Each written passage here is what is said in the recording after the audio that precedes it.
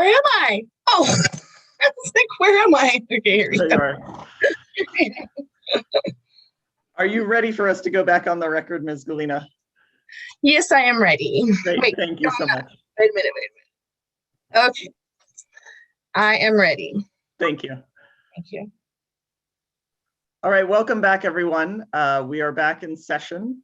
As I recall, where we left things before we took our lunch break is I was going to hand matters over to Ms. Snyder of the Freeport Regional Water Authority to call her witnesses.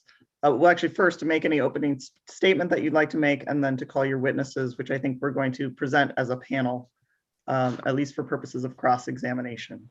So Ms. Snyder, if you're with us, I'm looking on my screen. I'm sure when you start talking, I'll see you. If you're ready and would like to make an opening statement, please go ahead.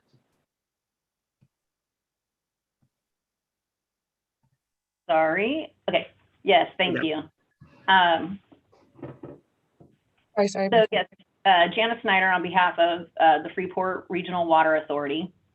I have David Briggs and Forrest Williams here with me today from FREWA, as we call it. I want to note that Mr. Williams is having some technical difficulties, so I believe he's on by phone, but cannot get his video to work. So I wanted to make sure that that was okay, Ms. Kenzie, in terms of administering the oath.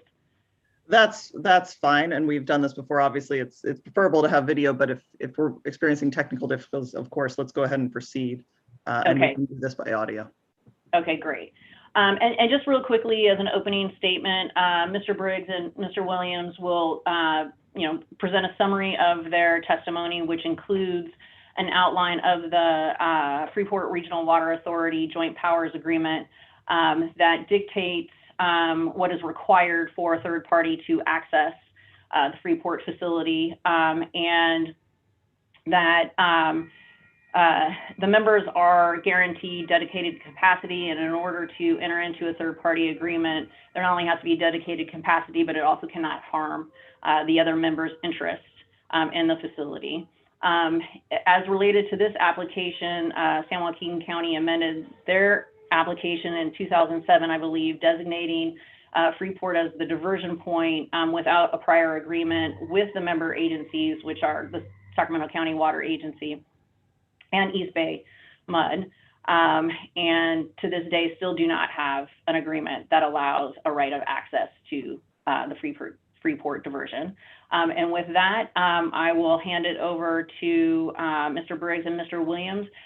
Their testimonies are exhibits 1 and 2 for FREWA, and then I did put together a short, very short, I think it's only a couple pages, a PowerPoint as exhibit 8, which just highlights the main portions of the Joint Powers Agreement that are relative to third-party access to the facilities. So it may be helpful for Ms. Mullen to put it on the screen if she's able to do that. Thank you. I will go ahead and administer the oaths. I will do those one at a time. So I'll start with Mr. Briggs. And Mr. Briggs, if you can just say hello or something so that Zoom will pick you up and I can see you on my screen, that would help me. Hello and good afternoon. Good afternoon. Hello, Mr. Briggs. Will you please raise your right hand? Mr. Briggs, do you swear or affirm under the penalty of perjury that the testimony you will give in this hearing will be the truth, the whole truth, and nothing but the truth? Yes. Thank you very much. And Mr. Williams, I understand you're joining us by phone. I will go ahead and administer the oath, but if you maybe mention something, and then I will at least get the phone black screen up on my screen. You can say good afternoon to me, and we'll make sure we have audio. Mr. Williams.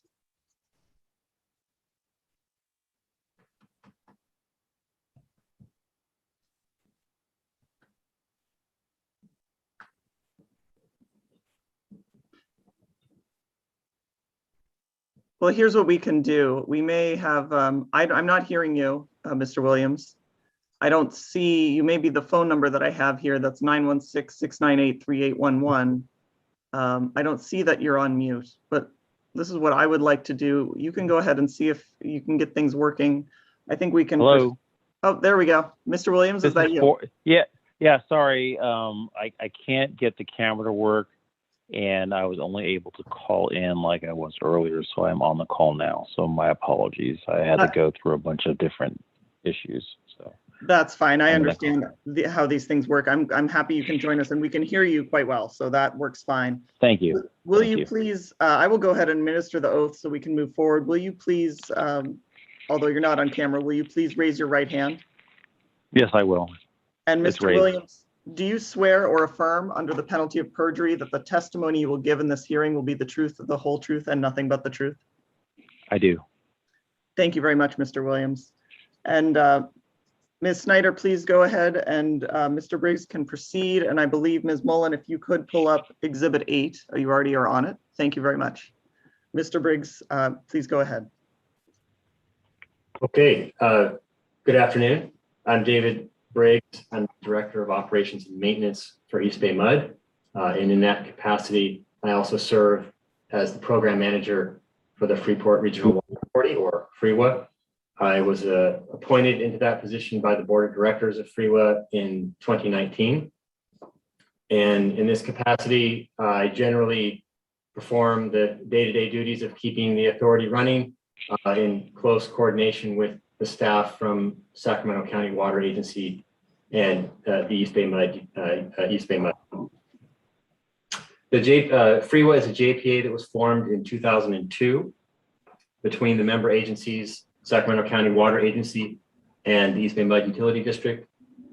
FREWA Exhibit 3 is a copy of the governing JPA document, which is the third amendment of the JPA, which was first executed in 2002 and through a series of amendments is presently the third amendment is shown in Exhibit 3, the governing document. The FREWA and its member agencies constructed the Freeport Regional Water Project. That project consists of several facilities. Some are owned by Freeport, by FREWA, some are owned by East Bay Mud, and some are owned by Sacramento County Water Agency. The JPA specifies that those facilities that are shared and owned by FREWA have dedicated capacity, and that dedicated capacity is reserved for the exclusive use of the member agencies. Since 2002, when the JPA was formed, the JPA documents and their amendments have reinforced that no member of the JPA can make its dedicated capacity available to a third party if the use of such capacity would interfere with any water right or contractual entitlement of another member. The original JPA and the first two amendments are included in FREWA Exhibit 4. FREWA itself has no legal authority to negotiate the use of dedicated capacity. The negotiations for dedicated capacity are reserved for the member agencies, and any wheeling agreement would be executed with the member agencies of FREWA, one or the other, or perhaps both. East Bay Mud, East Bay Mud adopted its own principles for wheeling for its use of its own dedicated capacity. That is included in FREWA Exhibit 5, which reinforces the agreement under FREWA for use of that dedicated capacity, in addition to adding additional requirements that are specific to East Bay Mud. At the present time, neither Sacramento County Water Agency or East Bay Mud has negotiated or entered into an agreement with San Joaquin County regarding the use of FREWA capacity or FREWA facilities. Accordingly, San Joaquin County does not have access to the facilities needed to divert water pursuant to application 29657. And as specified in FREWA's filed protest in 2008, San Joaquin County must enter into an agreement for use of dedicated capacity with Sacramento County or East Bay Mud as a condition of dismissal of FREWA's protest. It's included in FREWA Exhibit 7. This concludes my remarks and testimony. Thank you. Thank you, Mr. Briggs. Ms. Kinsey, if I may, Of course. before we move on, the PowerPoint, if we can move through the slides just slowly, they highlight the portions of the JPA that covered what Mr. Briggs was discussing in terms of what is currently required in the the most recent version of the JPA, and then the next two slides just show that that these requirements have been in the JPA since the inception of FreeWa, which was 2002. Thank you. Ms. Mullen, if you can just, I think I've seen this one, if you can move forward.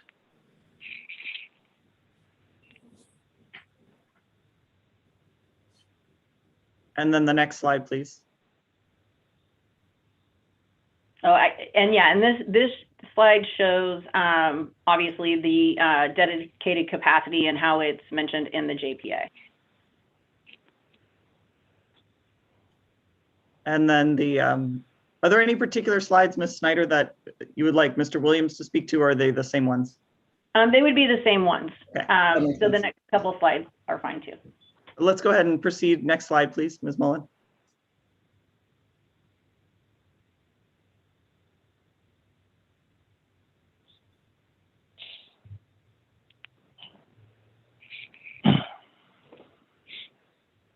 And then the next slide. That's it. That's the end. Okay, great. I wanted to make sure that those were captured in our video. Of course, I've reviewed this exhibit, and so I've seen these before, but I wanted to have those in our Zoom recording. So thank you, Ms. Snyder. Thank you. I'll then turn to Mr. Williams. Please go ahead and summarize your written testimony for us, please. Well, essentially, I think Mr. Briggs has covered everything related to the, as far as the requirements of what Freeport wanted to see as far as the Freeport requirements. I've worked on Freeport projects since 2002. I'm currently the operations maintenance chair. I've served 3 times as the Freeport program manager that we swapped with East Bay Mud and between Sacramento County Water Agency. And I would say that essentially the requirements of Freeport have been provided as far as what it would take to resolve this issue. As I think Mr. Buckman entered earlier, I was involved in some of those earlier meetings with discussing the use of the Freeport project, but I would say that none of those meetings, there were no offers provided to resolve the protest that have been previously provided by the Sacramento County Water Agency as to why there was a protest with their application. So yes, there have been discussions, but there's been no offer to resolve those issues that have been brought up.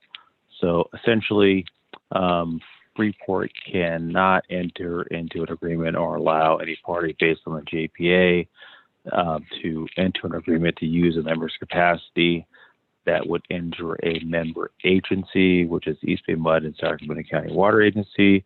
I apologize, East Bay Municipal Utilities District and Sacramento County Water Agency. And Sacramento County Water Agency has provided the terms or the issues that need to be resolved.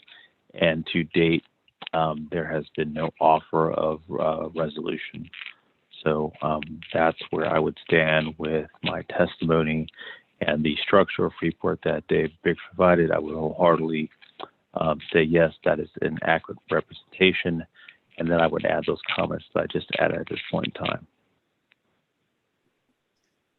Thank you, Mr. Williams. Does that complete your direct testimony? Yes, it does.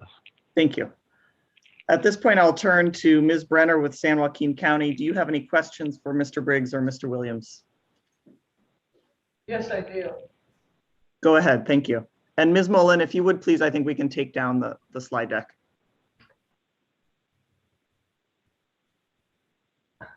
So if I understand correctly, the capacity in the Freeport facility is divided amongst East Bay Mud and Sac County, correct? That's correct. Is that distinction between capacity is that just on an annual basis? Is that separated by water year at all? Or No. Thereby? Forrest can correct me if I'm wrong, but I believe it's more or less instantaneous capacity day to day. No, the capacity allowance of the JPA is based on the need by each agency, 85 million gallons per day for Sacramento County Water Agency and 100 million gallons per day for East Bay Mud, and that sets the diversion rate at the intake. So that would set the capacity or the conveyance capacity for each agency that they can rely on. Does, and am I correct in understanding your testimony that Sacramento counties will utilize that max capacity year-round at some point? Sacramento County Water Agency, I'm not here to answer for Sacramento County Water Agency. I'm here as a Freeport representative, so I don't have an answer for that question. So neither, okay. Has East Bay Mud used that full capacity in the facility to date? No, Has East Bay Mud used any of that capacity in a wet year to date? And do you understand what I mean by a wet year, a wet hydrological year? Ms. Kinsey, Yes. I'm going to object as to relevance unless there's a link between how the current capacity relates to the due diligence of San Joaquin County pursuing the application to date. Ms. Brenner, if maybe you would please connect your line of questioning to the hearing issues explicitly. Sure, there's some testimony indicating that there's no way for us to negotiate capacity with Sac County because they're going to use their full capacity. And what I'm trying to get to is the fact that although that may be true, we don't have an answer to that. That is not true for East Bay Mud. And thus there is capacity. Again, I don't. Sorry, Do go one ahead. at a time. Okay. So Ms. Brenner, you can go ahead and complete your thought, and then I will turn, I think, to Ms. Snyder before we hear from any of the witnesses. So Ms. Brenner, you can go ahead and finish. So as it's indicating in the written testimony, there's an allegation that there is no capacity to even negotiate. And what I'm driving at is that I don't see evidence of that, especially with regard to East Bay Mud's capacity. Ms. Snyder, would you like to respond? Yes, and I would state that that is not the testimony. What the testimony is what's allocated per each member. And there is no statement that all capacity is used by each member. What is stated in the Freewood testimony is that in order for a third party to have access to either member's capacity, they have to have an agreement that doesn't harm the other member. And what's relevant to this hearing, as I understand it, is what San Joaquin County has done since 2007 when it added Freeport to its application to negotiate that access. Once again, FREWA, as both Mr. Briggs and Mr. Williams have testified, cannot negotiate for that. That is something that needs to be negotiated for the members. But FREWA is responsible for making sure that there is an agreement and that either agreement doesn't harm the other entity's capacity. So the fact of whether there is capacity or not capacity, I don't think is relevant to this hearing. It would be relevant to what the county has negotiated over the past several decades, but not to this hearing.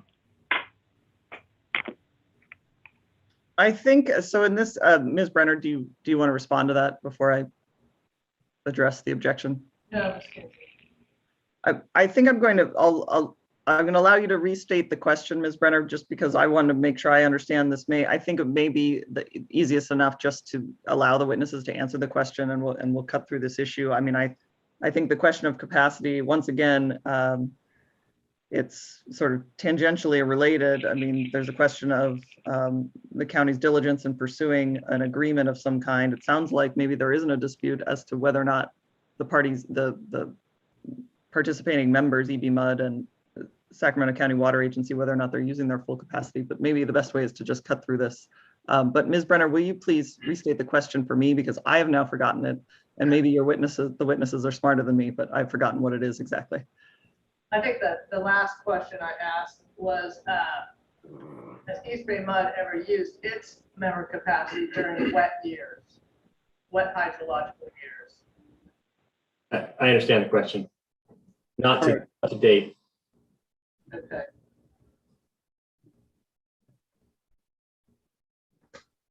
And do you understand that the operations to be proposed by the county are for use of the capacity during wet years? I'm sorry, is that a question for me or for Forrest? Either one. Can you state the question again, please? Do you understand that the operations being proposed by the county's application in this instance is for use of the diversion in wet years? Oh, that's my understanding, yes. I don't believe I have anything further. Thank you, Ms. Brenner. Is there any other party who has questions on cross-examination for Mr. Briggs or Mr. Williams? Ron Stork. Mr. Stork, and you may ask some questions, but let's keep it somewhat brief because I know you're in the environmental interest groups are in a sort of triangular position in this case, but I'm always skeptical of friendly cross, but I'm interested to hear your questions. So please go ahead and proceed, Mr. Stork. Does the Freewa facilities reach San Joaquin County? Anyone can answer. This is Forrest. The Freeport facilities, as far as the joint facilities jointly owned by East Bay Mud and Sacramento County Water Agency, and at the bifurcation, which is at near Gerber and Florin Road. Between Florin Road and Folsom South Canal, that pipeline is wholly owned by East Bay Mud. And then all the facilities down the line from the canal to East Bay Mud's facilities are owned by East Bay Mud. And Mr. Briggs, please correct me if that's not accurate. There are no freeway facilities in San Joaquin County. And do for East Bay Mud's facilities, which do reach into San Joaquin County, do they also rely on a reclamation facility? Yes, they rely on the Folsom South Canal to connect to East Bay Mud owned pipelines.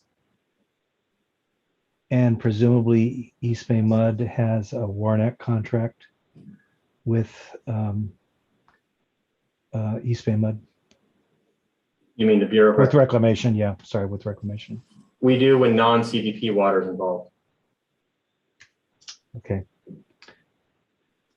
Which is the water. You're not East Bay Mud is, oh, you're right. East Bay Mud is taking CVP water. Thank you.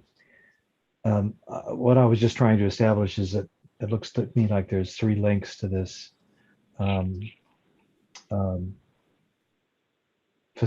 potential facility to San Joaquin County, a Freewa, East Bay Mud, and a reclamation facility.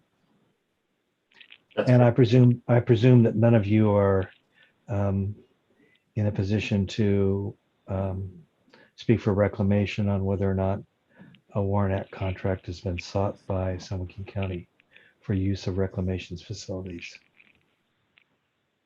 I'm not aware of that. And this is Forrest. I'm not aware of that either.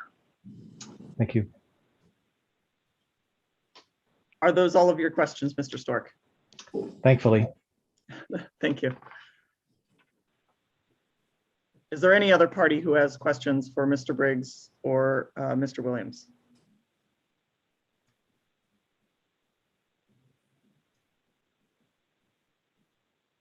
I'll turn to my team. Mr. Anderson, do you have any questions for these 2 witnesses? I have no questions. And I also do not have any questions. I will ask Ms. Snyder, do you have any redirect for your witnesses? No. Thank you. At this point, Ms. Snyder, would you, well, let me pause. Thank you, Mr. Briggs and Mr. Williams. Thank you for your testimony and joining us today. I appreciate having you with us. At this point, Ms. Snyder, would you like to move Freeport Regional Water Authority's exhibits into evidence? Yes, please. Are there any objections to moving FRWA exhibits 1 through 8 into evidence?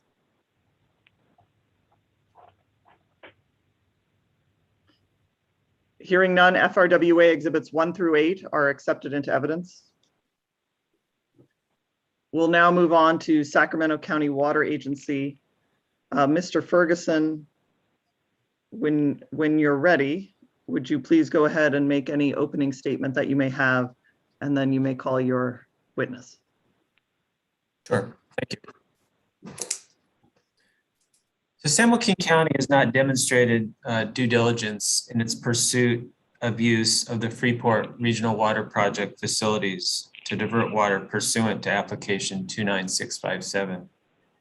And in that regard, hasn't demonstrated the sufficient due diligence in pursuit of this water right application.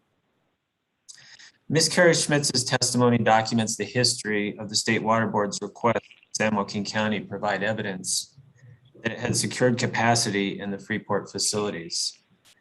Mrs. Schmitz's testimony demonstrates that San Joaquin County has neither entered into any meaningful negotiations regarding use of capacity in the Freeport facilities since identifying the Freeport facilities as the point of diversion for its water right application in 2003, nor secured the necessary access agreement. For comparison, in 1995, Sacramento County Water Agency submitted an application to divert water from the Sacramento River at the Freeport intake. SCWA diligently pursued the water right, worked collaboratively with the Sacramento Water Forum and other stakeholders, and was granted the water right in 2008, and started diverting water at the Freeport Regional Water Project in 2011. Thus, with reasonable diligence, SCWA was able to obtain a water right in less than half the time that San Joaquin County's application has been pending before the State Water Board. So SCWA is concerned that extending San Joaquin County's time with water right application will require a continued investment of time and resources by SCWA into an effort that hasn't demonstrated progress in 30 years. With an application that stretches on this long, new SCWA staff and council must familiarize themselves with the matter at additional expense to SCWA. This is not an efficient use of resources. That completes my opening statement. Thank you, Mr. Ferguson. At this time, I will look to Ms. Schmitz, and I will be administering the oath. So Ms. Schmitz, if you could say good afternoon or something to that effect, so that I can get you on the screen. I see you there. Good afternoon. Ms. Schmitz, will you please raise your right hand for me? Thank you. Yes, Do you swear or affirm under the penalty of perjury that the testimony you will give in this hearing will be the truth, the whole truth, and nothing but the truth? I do. Thank you. You may proceed with your testimony today. Do you have, I don't have in my notes, do you have a PowerPoint, or do we not have a PowerPoint to bring up? I do not. No Okay. PowerPoint. Thank you very much. You may go ahead and proceed. Thank you. Ms. Schmitz, Many- before you get started, can I ask you a quick question? Certainly. Thank you. So I just want to confirm that County Water Agency 1 is a true and correct copy of your testimony in this proceeding. It is. Great. Please go ahead and summarize your testimony. Thank you. My name is Carrie Schmitz, and I serve as the Water Supply Division Chief for the Sacramento County Water Agency. I've submitted written testimony, SCWA 1, and my verbal testimony serves as a summary of that testimony. SCWA is a partner in the Freeport Regional Water Project Diversion Facility and Pipeline, and SCWA and its partner agency, East Bay Municipal Utility District, East Bay MUD, have invested nearly $1 million for the construction of these facilities. On August 13th, 2003, San Joaquin County filed amended application number 29657 to appropriate water from the Sacramento River using the Freeport facilities. Given San Joaquin County's intent to use these facilities, SCWA has an interest in negotiations regarding use of excess capacity in these facilities. Since San Joaquin submitted their amended water right application, the State Water Resources Control Board has, on at least 6 separate occasions, directed San Joaquin County to demonstrate that it had obtained access to capacity in the Freeport facilities or otherwise resolved the access issue. Yet to date, no substantive discussions regarding this capacity have taken place with SCWA. San Joaquin County has not demonstrated due diligence in its pursuit of the use of the Freeport facilities, and therefore hasn't demonstrated due diligence in pursuit of this water right application. This completes my testimony. Thank you very much. Thank you, Ms. Schmitz. Ms. Brenner, do you have any questions for Ms. Schmitz on cross-examination? Only one. Go ahead. Thank you. Is it true that East Bay Mud can negotiate its capacity Freeport independently of Sac County?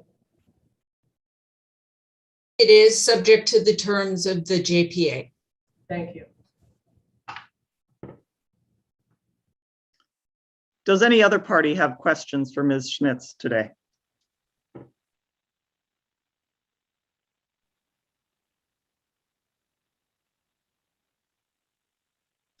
Mr. Anderson, on my staff, do you have any questions that you would like to ask? No questions.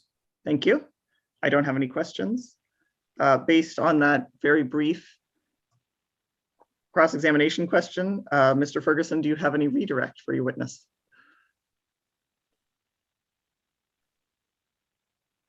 Ms. Schmitz, I just want to clarify the amount of money that SCWA and East Bay Mud spent on the Freeport project.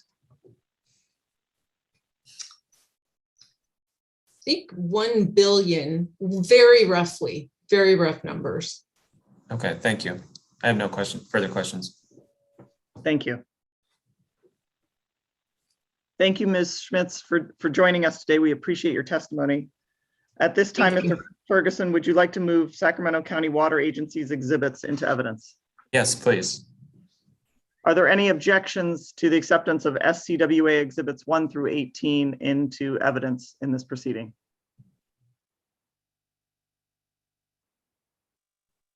Hearing none, SCWA exhibits 1 through 18 are accepted into evidence. And we are on a roll. I'm going to look to the California Department of Fish and Wildlife. Ms. Schroeder, if you have an opening statement that you would like to make, please go ahead at this time. Thank you. First, just as I guess just so that you all are aware, we are required to wear masks in the building that we're in. So if at any point you can't hear us, please do let us know and we will try to speak louder.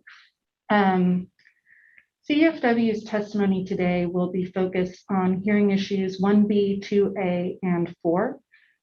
The testimony will not focus on the adequacy of the 2012 water availability analysis, as it was our understanding that it was beyond the scope, but if the application moves forward, CDFW will provide comments to the county.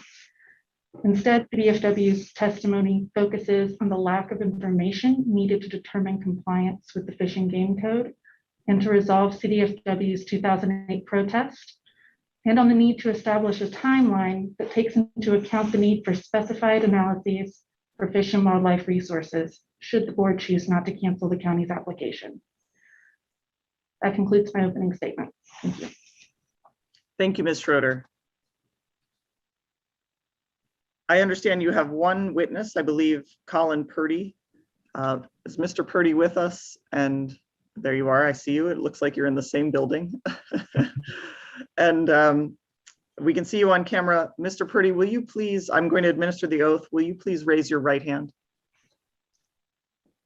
Mr. Purdy, do you swear or affirm under penalty of perjury that the testimony you will give in this hearing will be the truth, the whole truth, and nothing but the truth?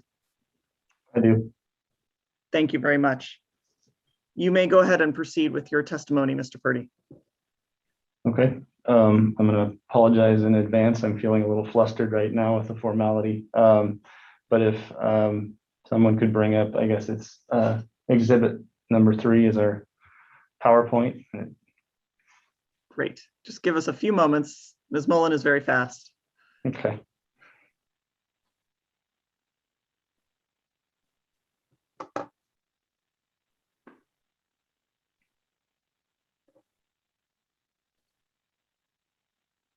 And then as we bring this up, Mr. Purdy, as you're going through your testimony, just you can just say, next slide, please, and Ms. Mullen will flip through those as you're ready. So you may go ahead when you are ready to begin. Sounds good. Well, I guess we can go to the next slide then. I just wanted to start by giving a little bit of an overview about what I'll be talking about. Be talking a little bit about the department's interest as it relates to the water rights application, the history of our protest. I'll move into a little bit of the purpose of my testimony today. And then, as we mentioned, hearing issue 1B, 2A, and 4, and then followed by a little bit of a summary. So I think with that, we can move in to the next slide. As the trustee agency for state resources, our goal and responsibility is to maintain viable populations of the state resources and where appropriate to manage harvest opportunity. There were numerous potential issues that were noted in our 2008 protest.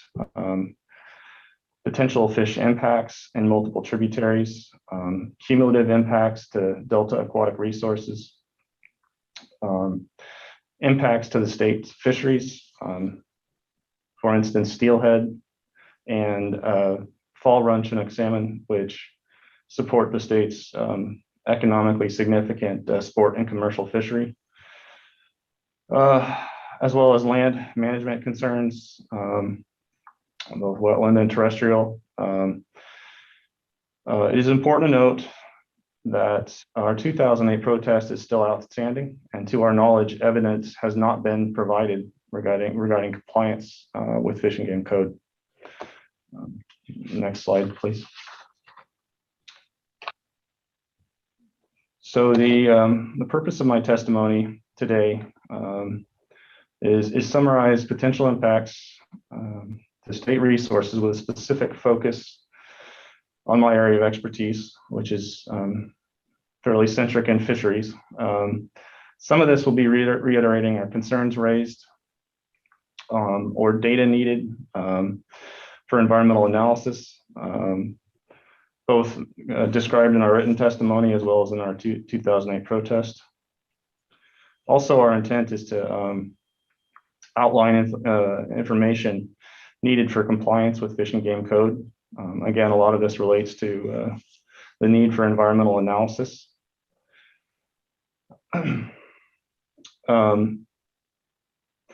I'll highlight that we do need additional information, specifically in the categories of listed here.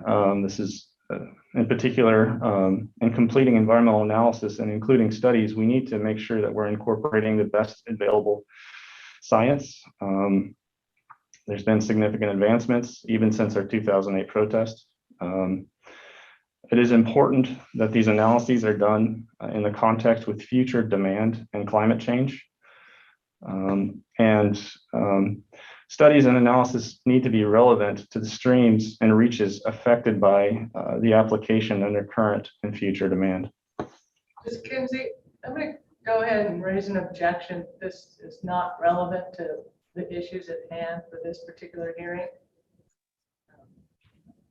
Will you clarify this, what you mean by this? You mean all of the testimony or the particular portion about the studies?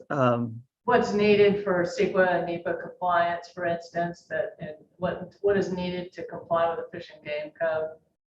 I think I'm going to overrule the objection. My understanding is it's directly relevant because it's related to the particular issues outlined it's outlined in the hearing issues, that information related to compliance with the Fish and Game Code and with CEQA is one of the elements to consider when considering the due diligence of an applicant. So I'm going to overrule the objection and allow Mr. Purdy to go ahead and continue. Thank you. Next slide, please. Under hearing issue 1B, the proposed diversion has the potential to significantly alter conditions in the lower American River, the Sacramento River and Delta, There are multiple species and life history stages present during the time of the diversion, including a steelhead, fall run Chinook salmon, spring run Chinook salmon, winter run Chinook salmon, late fall Chinook salmon, longfin and delta smelt, and white and green sturgeon. Areas of particular concern for us include fisheries flows and in-stream flow needs, temperature needs supporting those freshwater life history phases, and cumulative effects. The proposed diversions have the potential to affect multiple species and multiple life history stages, not just during the diversion window, but outside of the diversion window due to impacts on reservoir storage, reservoir release patterns, and cold water pool development. In our review, we have not seen environmental analysis or evidence needed for evaluating compliance with code. An assessment of biological opinions that allows us to assess compliance with code is important. Without this, we cannot review the potential environmental impacts. Next slide, please. Studies, environmental analysis, and evidence is needed to characterize the potential impacts for the affected stream reaches, including the delta and sites proposed for groundwater recharge. Areas of specific focus for us where we feel additional analysis is warranted include water quality, habitat availability, site-specific assessments, and an analysis of how diversions could be coordinated with state and federal water project operations and associated delta requirements. In the absence of or without analysis, we don't know if or where mitigation or monitoring would be needed, such as if there was monitoring for compliance or effectiveness. A list of studies was included in the written testimony. Next slide, please. So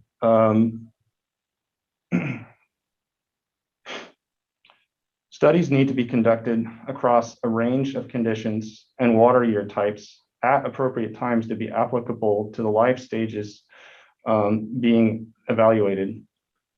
Analysis should include modeling, looking at carryover storage across water year types. Additionally, analysis and results should be put in the context of future demand and evaluated under climate change scenarios. In relation to timeframe, it is important to note that if the board decides to develop a time schedule, it should include a timeframe appropriate for completing these studies and provide an opportunity for CDFW to review these studies to ensure scientific rigor. Next slide, please.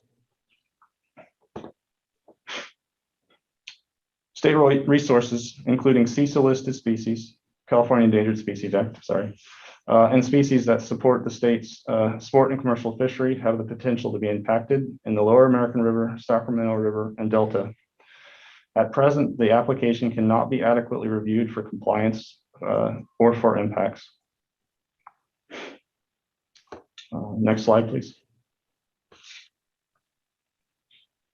This slide and the following slide cover some of the species that could potentially be impacted by the diversion, and this is included in our written testimony.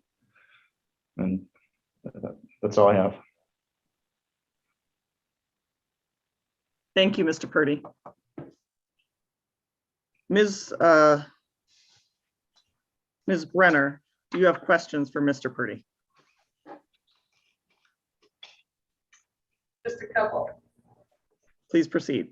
Mr. Purdy, are you familiar with the project description in the fourth amended application?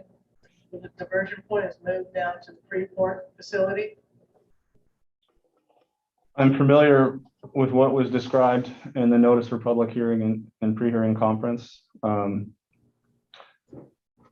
I guess I'm noting a little bit of uncertainty in my response just because I believe there was, it was left open as whether there was still some consideration for the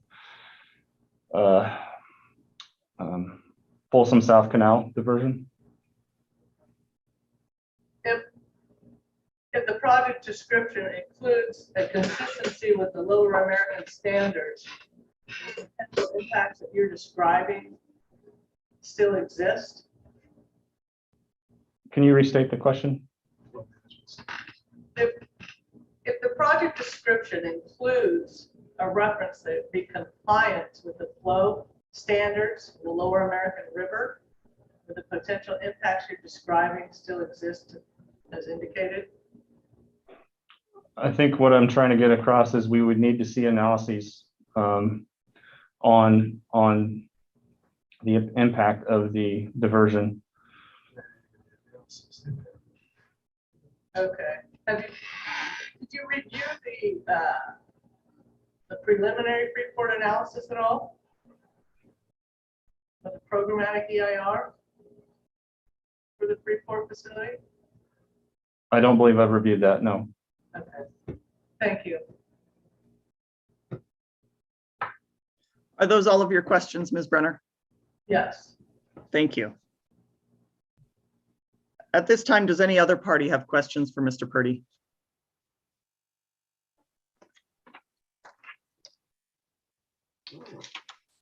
Ron Stork does. Mr. Stork, please go ahead. Mr. Purdy, do you consider yourself to be an expert on the details of the flow management standard proposed by the Water Forum and at least partially implemented at this point? I can't hear you. Mr. Stork, if you could move closer to the microphone, that would be helpful, I think. Yeah, unfortunately, my microphone is in the earphones. Oh, so you're as close as you can get. Well, maybe just speak loudly. Just speak louder. Mr. Purdy, do you consider yourself to be an expert on the flow management standard developed by the Water Forum and at least partially implemented by the U.S. Bureau of Reclamation? Can I ask a clarifying question on that? You certainly can. So are you asking about the modified flow management standard or the original flow management standard? Yeah, there are details to that. And I guess the question is, do you think you can answer, at least in the absence of Water Forum staff and consultants, the question about what's the nature of a potential San Joaquin County Folsom South Canal diversion and its compliance with the flow management standard? That is a good question, and I can't answer that at this time. We need to see analyses looking at the impact of reservoir storage across water year types to be able to evaluate that. Would you not also need, well, there are implications to the flow management standard that exceed just Folsom reservoir storage. Is that your understanding? Such as required I'm flows? sorry, if you, Mr. Purdy, be sure to, I can see your head nod, but for the court reporter, please make sure you vocalize your response. I'm smiling under the mask, but you probably can't see that. I'm sorry, Mr. Stork. You were asking about, am I aware that there's different parts of the modified flow management standard relevant to in-stream flows, and is that? Yes, that's what I said. Mm-hmm. Yeah, I am aware that there are components to that that dictate in-stream flows across the year. Yeah.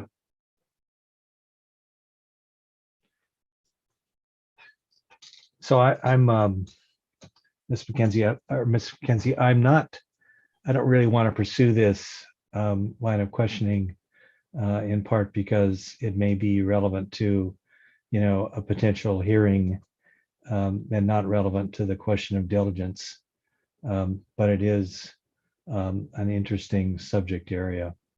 I think, Mr. Stork, as I understand it, you've made the point that these issues are complex, and I understand Mr. Purdy's testimony that from his position with the agency, California Department of Fish and Wildlife, it's their position that they need additional analyses to make an adequate assessment of the impacts of any project on fish and wildlife and compliance with the Fish and Game Code. Fish and Wildlife Code. Is that the point you were trying to make? Because you've made that one, I think. Yes, it is. Thank you. Thank you. Are those all of your questions, Mr. Stork? It is. Is there any other party who has questions for Mr. Purdy?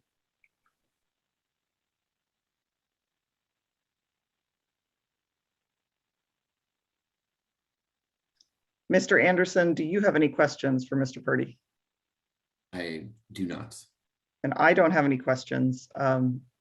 Ms. Schroeder, based on the questions that have been asked, do you have any redirect for Mr. Purdy? No, I do not. Thank you. Thank you, Mr. Purdy. Thank you for joining us. I appreciate your testimony today. And at this time, Ms. Schroeder, would you like to move CDFW's exhibits into evidence? Yes, I would. Thank you.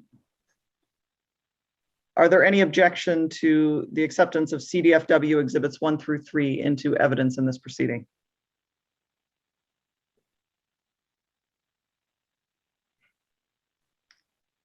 Hearing none, CDFW exhibits 1 through 3 are accepted into evidence. And with that, I turn to you, Mr. Stork. Thank you. I think what makes sense probably is for me to go ahead and administer the oath. And then you can combine, if you have an opening statement or similar, that would, I imagine, be combined with your testimony. So let's go ahead and administer the oath. If you would please, looks like you may need to take yourself off mute. I can't tell before you raise your right hand. There you go. And for the record, Mr. Stork is raising his right hand. Mr. Stork, do you swear or affirm under the penalty of perjury that the testimony you will give in this hearing will be the whole truth, and nothing but the truth? I do. Thank you very much. And do you have a PowerPoint or anything that we should bring up, or did I miss it? I do not. Okay, thank you very much. Please go ahead and proceed with your testimony. So just from an opening statement, it's by way of introduction. I think I drew the short straw on who would answer Ms. Kinsey's questions about the Folsom South Canal. And so my testimony is focused essentially on the history of South Fork American River diversions. And I limit myself to a little bit more than 70 years of history. It probably goes back further, but I'm approaching 70 and I don't want to get too much farther beyond my personal time on the earth. From a history perspective, the Folsom South Canal, which essentially extends from Nimbus Dam, Lake Natoma, south about 27 miles to Rancho Seco nuclear power plant. It first emerged in congressional records in 1949, asking at the same time that Folsom Dam was reauthorized, and that was the one that was built, that there be a federal study to examine trying to bring irrigation water to San Joaquin County and southern Sacramento County, and the Folsom South Canal would be that vehicle. And it was recommended as a component of the Auburn Dam project, and which was authorized in 1965. And construction began on that project fairly early. And there was controversy about that because the capacity of the canal was exceeded the average annual flow of the American River. And so there began to be some concerns in Sacramento region about what the impacts of the full use of the canal. There was litigation. The project stopped at Rancho Seco and did not continue to San Joaquin County. It's actually still under the jurisdiction of the federal court in Sacramento here, under a judge who's long since passed. But that represented the stop on the Folsom South Canal.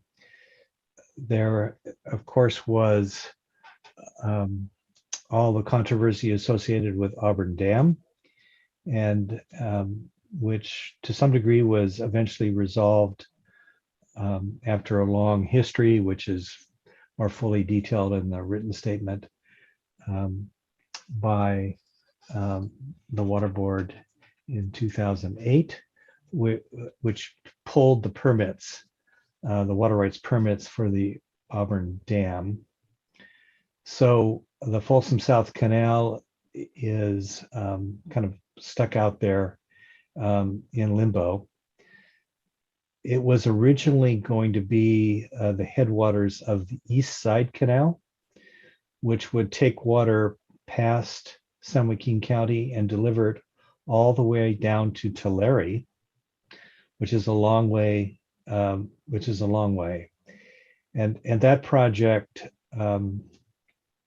never got off the ground. And folks in the San Joaquin Valley have groundwater overdraft issues for which they still blame the lack of completion of the delivery of Northern California water to the south through that canal. San Joaquin County is not alone in complaining about the failure of the federal government to deliver on its quote promises. Needless to say, from Friends of the Rivers perspective, we don't regret those decisions. I think a critical thing that's relevant to this particular proceeding is the 1958 decision that sorted out the water rights for Folsom Dam and to some degree the Folsom South Canal. And San Joaquin County applied for water rights at the Folsom Dam site, which Reclamation was occupying. And the board denied that application for two reasons. No right of access had been given by the federal government to San Joaquin County. And two, the applicants have no immediate plan or purpose to proceed promptly with construction. And in such cases, the board has little choice in the action to be taken, since it is a settled principle that an application to appropriate is not a proper instrument to make reservation of water for development at an indefinite and uncertain time in the future. So to some degree, this proceeding today is deja vu all over again from 1958.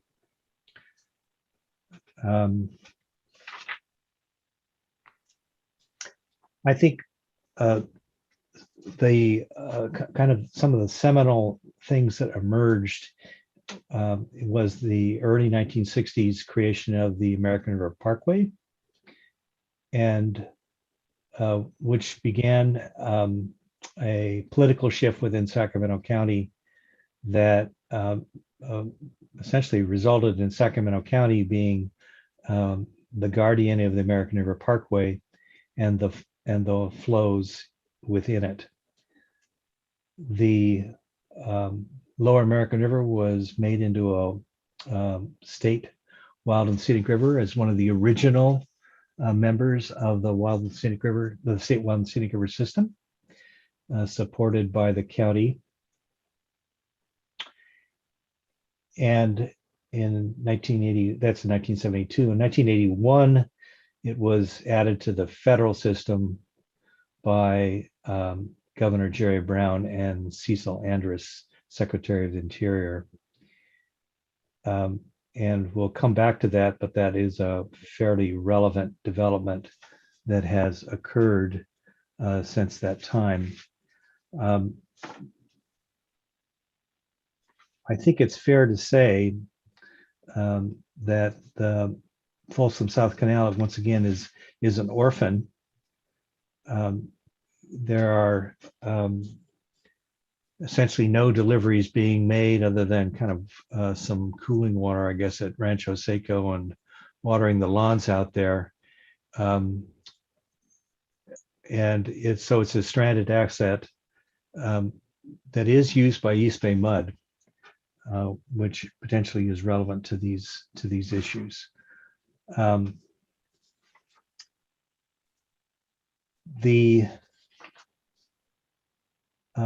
Well, just fast forwarding on the designation or the implications of the designation.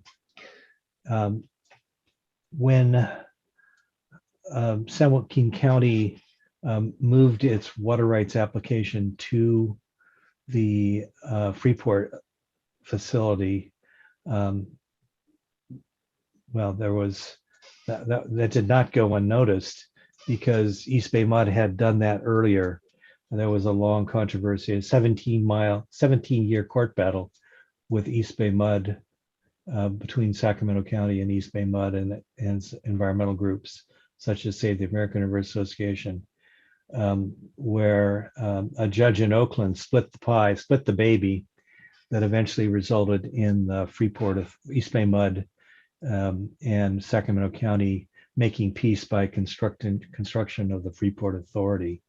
And that's because both Sacramento County and East Bay Mud thought that it was in their best interest, not only from a water supply perspective, but also from an environmental perspective, to not be diverting from the Folsom South Canal to protect the environment in the Lower American River.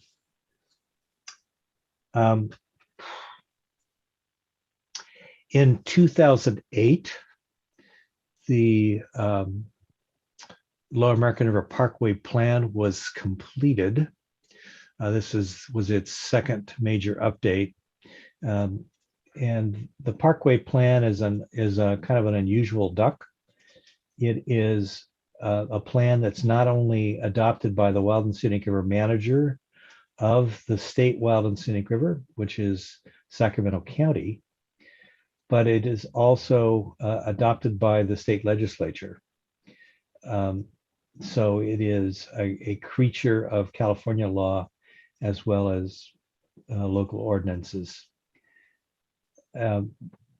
This time around, there was some effort to be fairly comprehensive in establishing that the Parkway Plan was not just a plan that was established as the American River Parkway under its own statute, but it was also the Wild and Scenic River Management Plan for the Lower American River, and that there are elements of that plan, and one of the elements was that diversions upstream of the Lower American River to serve areas outside of the county of Sacramento, the watershed of the American River, which would be Placer, El Dorado, and Sacramento counties, are inconsistent with the Parkway Plan. I'm not so sure that San Joaquin County has reviewed that matter, but that's part of the history of the Lower American River and the potential use of the Folsom South Canal to make deliveries from the Lower American River. So needless to say, there are responsibilities that cities and counties and the state, including its departments and agencies and boards and the like, have to comport their actions consistent with the Parkway Plan. Also, because this is a federal wild and scenic river that was added under Section 2A of the Federal Wild and Scenic Rivers Act, i.e. a state wild and scenic river that was also added to the federal system by the governor asking the Secretary of Interior to do that administratively. The management of the state wild and scenic river, now also a federal wild and scenic river, the responsibility is the state and its political subdivisions. So the Parkway Plan is also a guidance to the federal management agencies, and federal management agencies would include the U.S. Bureau of Reclamation,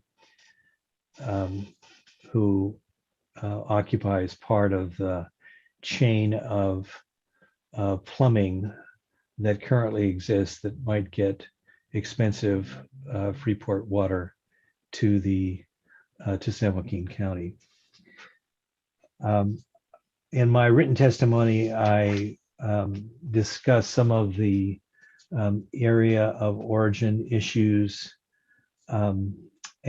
as described by San Joaquin County in their filings in March, and I go into some detail discussing them.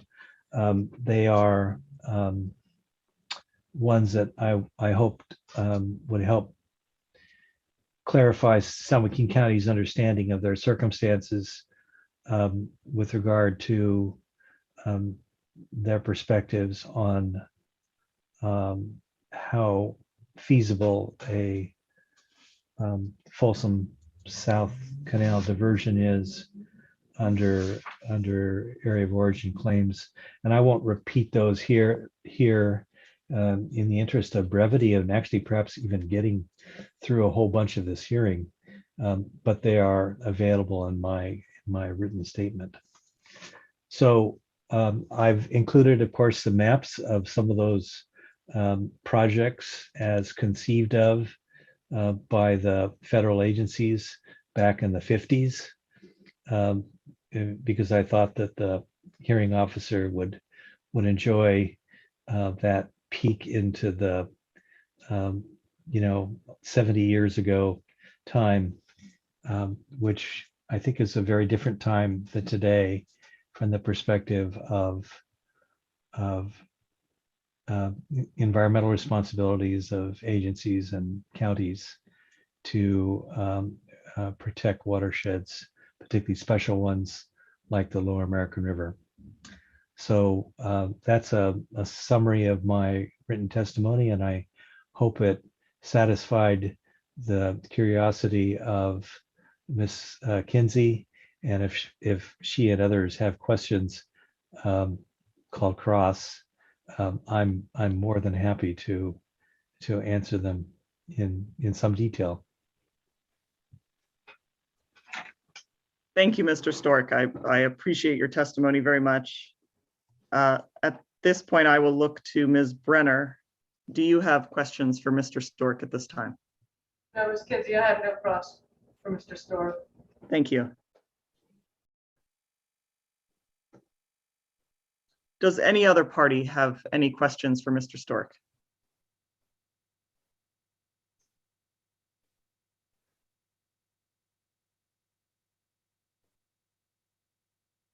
Mr. Anderson, do you have any questions for Mr. Stork? No questions. And I'm going to say I have no questions, but that's not because I didn't find your testimony very interesting, and I did appreciate your quite thorough written testimony and summary. And I imagine knowing your interaction with the State Water Board, I imagine we'll be seeing each other again, and I appreciate seeing you here today. And I look forward to hearing more from you on other issues as well. At this time, Mr. Stork, would you like to move Friends of the Rivers exhibits into evidence? I would, but some of my English teachers are still alive. And so I prepared an errata that I circulated to the group last night because I don't want my English teachers to be ashamed of some typographical errors and grammar errors and such things like that. So I would like to actually move the revised witness testimony. Into evidence as well. Correct. And do you have we designated that with a separate number? I did not. I'm perfectly happy to let the staff do that. I just, it was X1 revision 1 or 2021 X1 revision 1, but it probably needs a change in the file name to do that. Well, let me see what's I'm hoping my team is listening about what we want to do, because I think what we want to do, right, is to remove your original and substitute the corrected version. I assume that would be the preferred, so that what we have in the record is just the corrected version.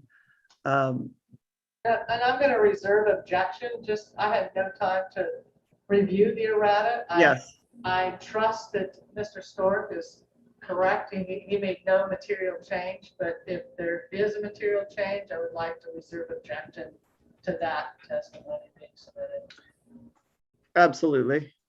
Fortunately, the errata is just a little more than a page. Good. Well, let's see. Which exhibit is your written testimony? Will you remind me, Mr. Stork? It's 20 FOR 2021 X1. Oh, let's see. But I would didn't have to you look at that. Yeah, let me pull it up here. I might be able to do this. Yeah, FOR 2021 X1.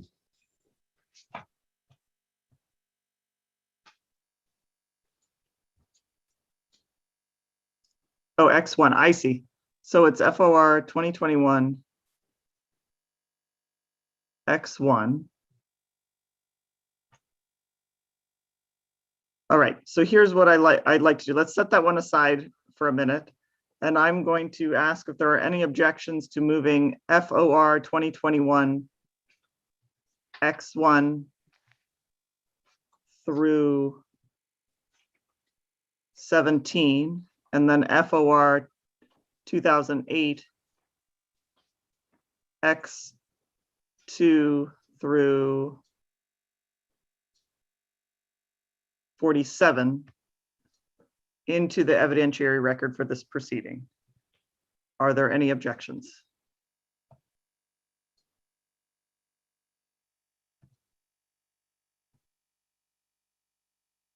Hearing no objections, those exhibits are moved into evidence for this proceeding.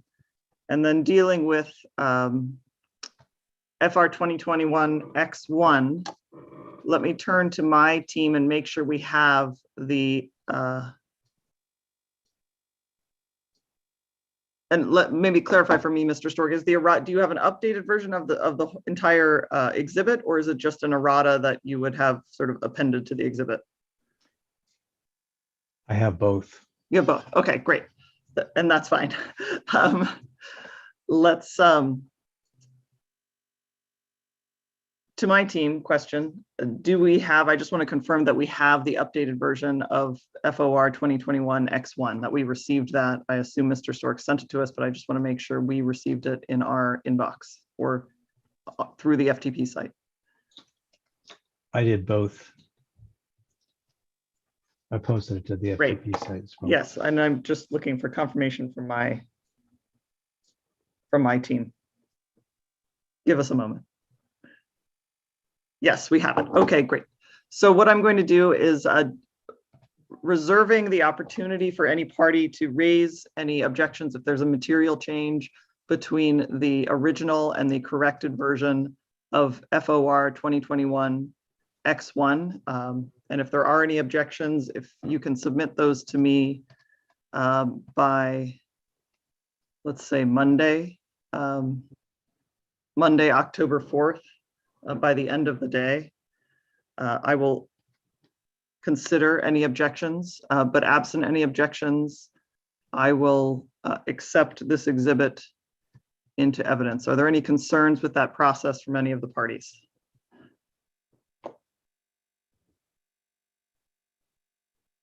So with that, I will accept the amended version of FOR 2021 X1 into the evidentiary record for this proceeding, with the caveat that the parties may raise any objections based on the changes reflected into the errata that Mr. Stork circulated, and those objections may be raised by the end of the day on October 4th.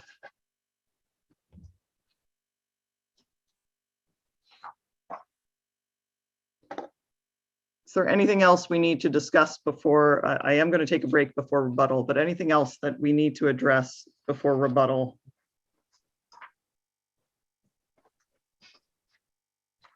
I have one item in my notes, which is, I think now is as good of a time as any to move what we're calling the AHO exhibits into the evidentiary record. These are the documents that the AHO provided on the FTP site. There were copies of documents that were within the Division of Water Rights. We made those electronically available, essentially for everyone's convenience. They have been posted to that FTP site since early in this proceeding. I also asked my staff to prepare an index of those exhibits, which we've labeled AHO exhibits 1 through 172. And at this time, I'd like to move them into the evidentiary record, but first I'm going to ask whether any of the parties have any objections to moving any of those exhibits into the evidentiary record for this proceeding.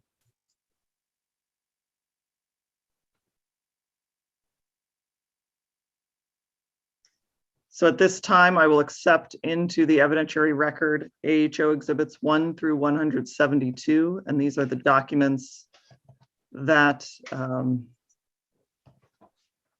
available on the AHO FTP site. Within the folder for this matter, San Joaquin County A029657, and within the folder titled or called A029657. So those are accepted into the evidentiary record. At this point, I'd like to take a break. Let's take a 10-minute break before we move to rebuttal. I think it looks like we're very likely to conclude this proceeding today. And so I appreciate all of your helpfulness with this, but let's take a break and come back in 10 minutes at 2:15, and we will move to San Joaquin County's rebuttal witnesses. See you in 10 minutes. Thank you.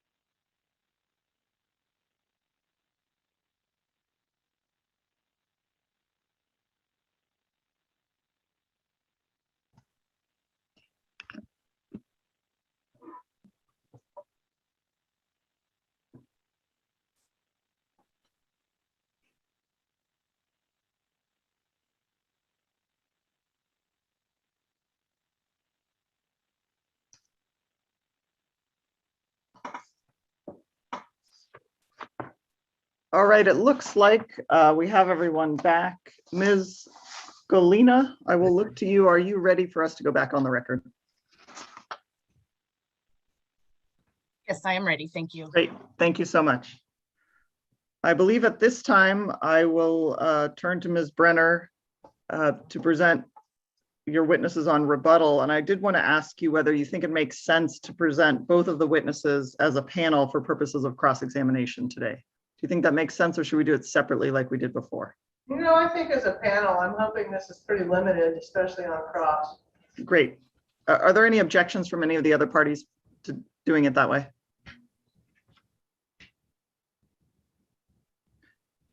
Good. And I think, I administered the oath to both witnesses earlier today, so that's already on the record. So I think you can go ahead, Ms. Brenner, and present your witnesses on rebuttal in either order as you see fit. Thank you. This will be fairly short. Mr. Zadar will go first, and then Mr. Buckman. And with that, go ahead, Matt. Yeah, I reviewed the testimony of Mr. Briggs and Mr. Williams, as well as Carrie Schmidt. This is in response to that. It deals with the issues of capacity and interfering with water rights or contractual entitlements. And I'm basing it on the Integrated Regional Water Management Plan Technical Memorandum, potential use of unassigned Freeport Water Project pipeline capacity. That one is dated 2006 and was submitted in evidence, which I prepared for DWR back when I was at that firm. Again, I'm hearing a lot of things that I think this clears up, and I bring it up in context of due diligence because it shows a lot of work that has been done and why additional work wasn't done beyond these documents that we've called foundational, this being one. And in terms of the project description, that was the basis of the Fourth Amendment, it's important to note what the operational concepts were to use the Freeport physical facilities. So I'll touch on both of those. In the water rights application, it is clearly to say to divert from below the American River. I mean, we brought up Folsom South Canal previously because it was something that looked like was being proposed for in the GSPs coming up. But right now, there is nothing without any amendment to the permit that says anything is going to happen with Folsom South Canal. It is all water that would pass down the river, the American River, to be diverted at Freeport between December and June in above normal and wet years only. So much of the issues that I keep hearing about are based on those lower flows and the flow management standards and those things. And yes, there are certainly issues to address related to fish and wildlife and riparian resources and things like that, even in those wet years and in those months where there is a lot of water in the system. Please note that as it was written at the time, the diversions would not be relying on CVP or Folsom storage, and it would all be passed through the reservoirs and flow down the American River. Therefore, there's really no impact in the cold water pool or in any releases in normal, below normal, or dry years. That's the project description. I just want to be clear about that. The analysis at that time was based on the calcium modeling and the 2020 level of development and all of the water rights, including the draft flow management standards as they were known at that time. I do not believe those flow management standards have deviated very much for those wet years. And again, that the water is incidentally passed and flows down the American River before we even talk about anything picking it up at Freeport. So it's almost irrelevant to even talk about those flow management standards because nothing in what has been proposed, I believe, would affect those. We concluded that the constraint is really the 155 cubic feet per second capacity, which is East Bay Mud's pipeline capacity, which would only be made available by East Bay Mud since it is their facility, their capacity in those. They would only be using it in the normal below normal years as a dry year supply type of a project. We were proposing to use it in the wet years when that capacity is available. As we noted too, East Bay Mud, it is their facility. They contract with third parties for use of the pipeline capacity when it is available. The proposal is to use a small percentage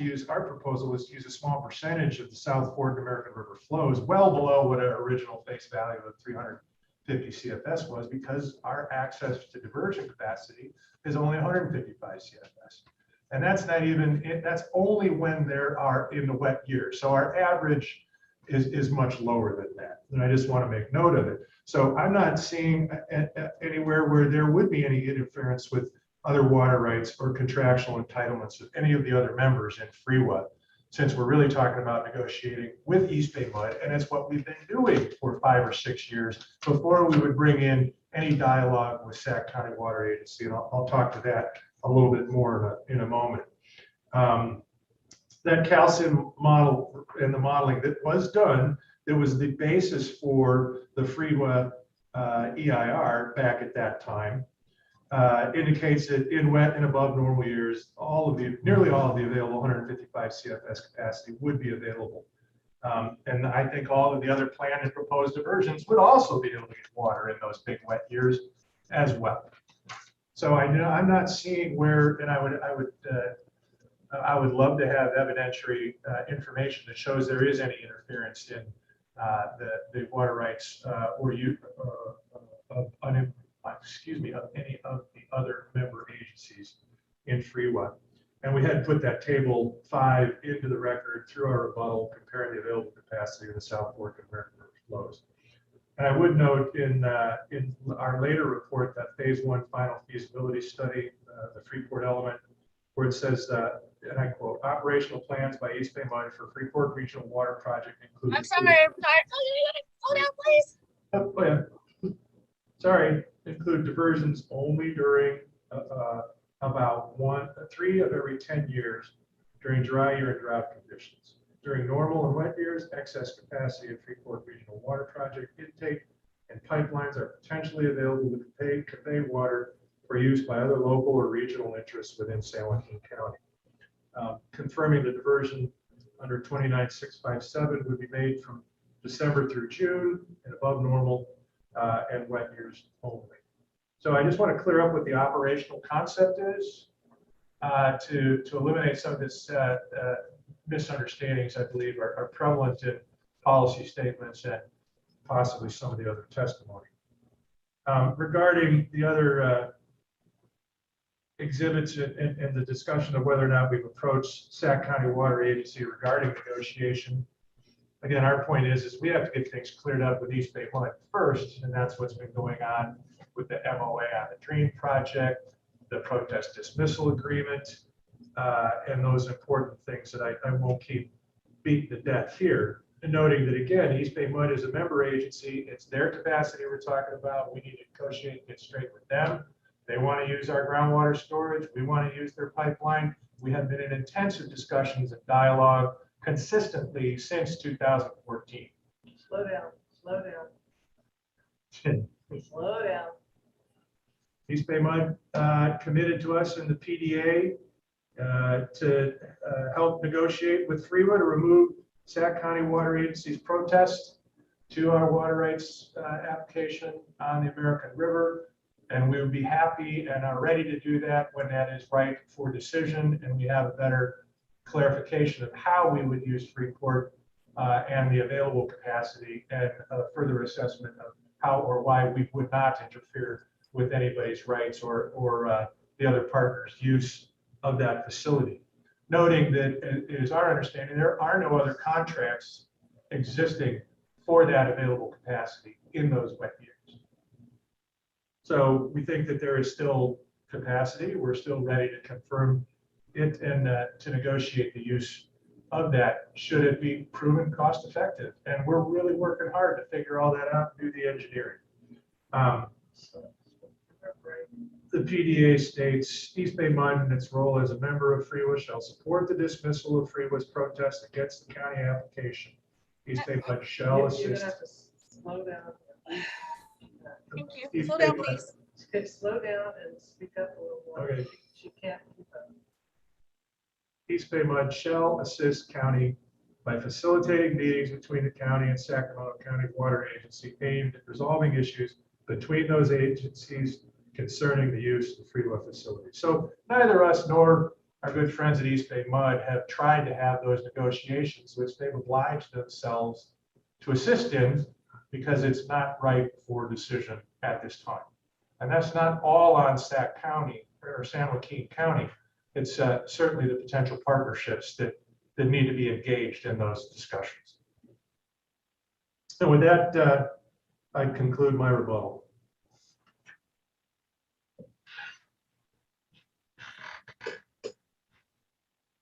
Thank you, Mr. Zadar, and then Mr. Buckman.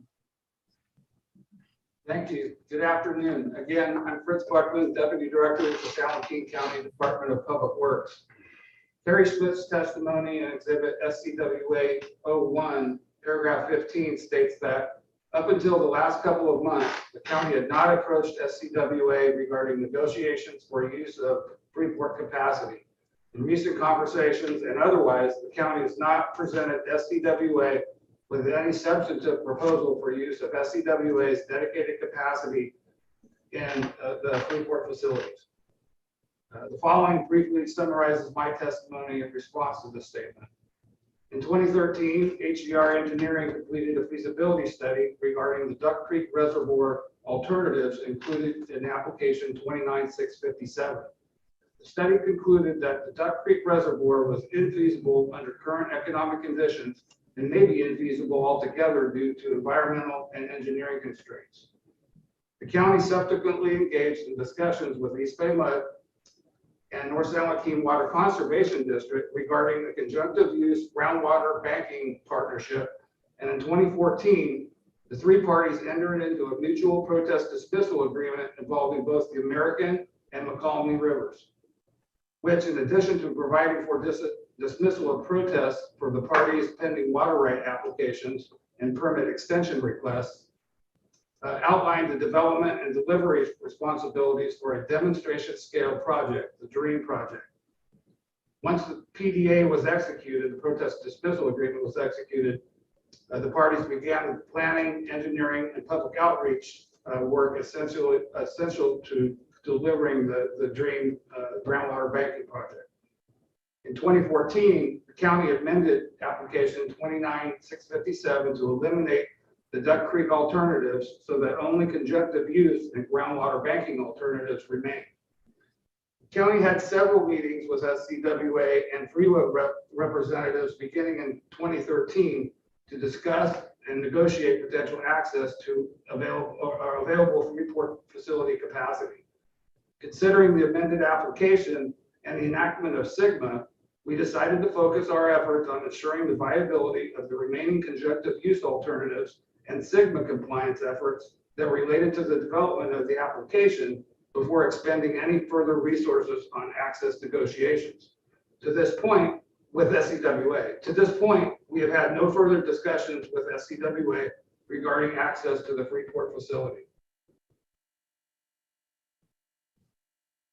In 2015, the county convened a group of 23 stakeholder agencies to discuss governance and groundwater sustainability plan, or GSP, development options for SGMA compliance. In September 2016, the county received a state counties with distressed basins grant to develop the geohydrologic conceptual model needed to support GSP development and completed that model in August 2018. Groundwater basin characterization, including model development, was outlined in the work plan for the amended application, the fourth amended application in 2014. In 2017, a 16-agency joint powers authority was formed to guide development of the GSP, which was completed in late 2019 and submitted for review by, to the California Department of Water Resources in January 2020. Delivery of the DREAM pilot groundwater banking project was delayed by approximately 2 years because of a dispute between Woodbridge Irrigation District and East Bay Mud regarding East Bay Mud's use of their permit 10478 water for the project. This dispute was eventually resolved, and the first surface water for in-lieu recharge diverted for the project was in 2019. And the first extraction is planned for the fall and winter of 2021-2022. After 1 to 2 years of this extractions, the pilot project results will be evaluated and potentially used to inform development of future phases. which could potentially use water from application 29657 if a permit is granted, and other potential water sources would be used as well. That concludes my my testimony in rebuttal, and thank you. Thank you, Mr. Buckman.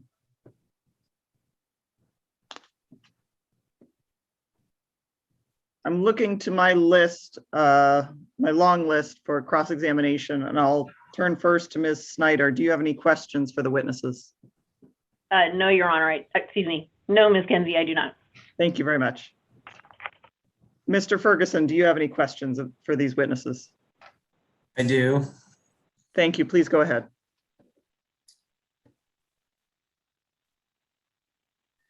Mr. Zadar, I would like to confirm the proposed diversion rate that San Joaquin County is putting forth in its fourth amended application.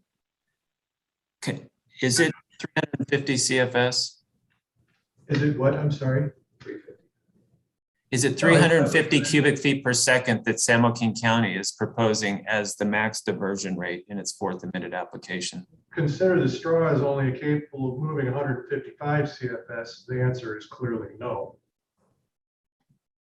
So what is the proposed diversion rate? 155 CFS. Is there a reason that the application doesn't reflect that? Well, Freeport was still getting, finalized and designed and changed, and we did not knock it down based on the constraints. The analysis of the constraints came later. Didn't Freeport come online in 2011? Realize the document that I'm talking about was done in 2006, the Ryan document. So I'm focused on the 2000. We did not amend the application to change that amount at that time. When the fourth amended permit changed, we kept the original face value and changed the point of diversion and the use of the and the groundwater storage provisions. But we did not change the face value of the diversion at that time. So assuming this application moves forward, are you going to modify the maximum diversion rate that's proposed in the application? There's no plan to do that at this moment.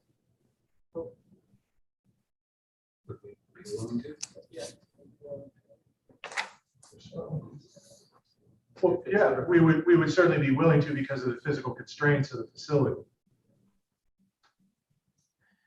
I'd like to ask you a couple of questions about the FREWA JPA.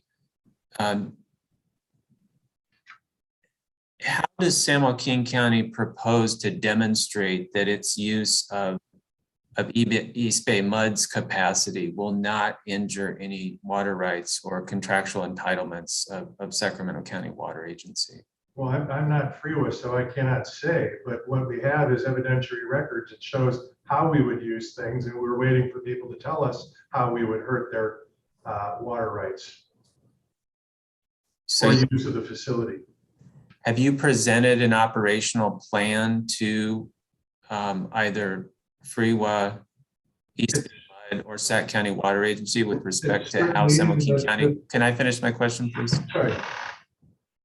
Has San Joaquin County presented any sort of operational plan to FREWA, East Bay MUD, or Sacramento County Water Agency with respect to how it would divert at the Freeport facilities?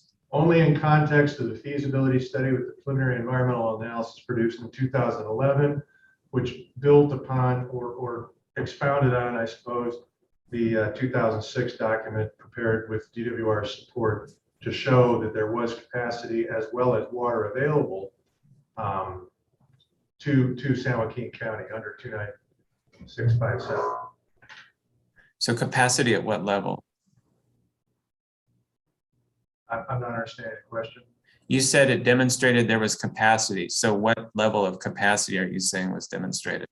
The whole 155 CFS of Freeport's East Bay MUD's capacity in above normal and wet years. Okay. We would welcome comment on that. And it's your opinion that that document adequately demonstrates that there wouldn't be injury to other parties? I'm not going to interpret their view of injury, but. No, I'm asking you for your opinion about whether the You let me document. finish my Great. statement. Yes, let's proceed one at a time. So, Sorry. Mr. Zadar, you can go ahead and finish your statement, and then we'll go back to Mr. Ferguson. To the degree that we looked at it in terms of feasibility, it wasn't up to us to determine their view of an impact to their water rights, which is why I said I'd welcome comment on that at this point, with the understanding of what's been proposed in that feasibility study, as well as in the document from 2006 that define the operational concepts. Okay, so I'm just asking for your opinion. Does the document demonstrate that there wouldn't be impacts to SCWA from the? My opinion is yes. It shows that there is no impact. Okay. That's my opinion.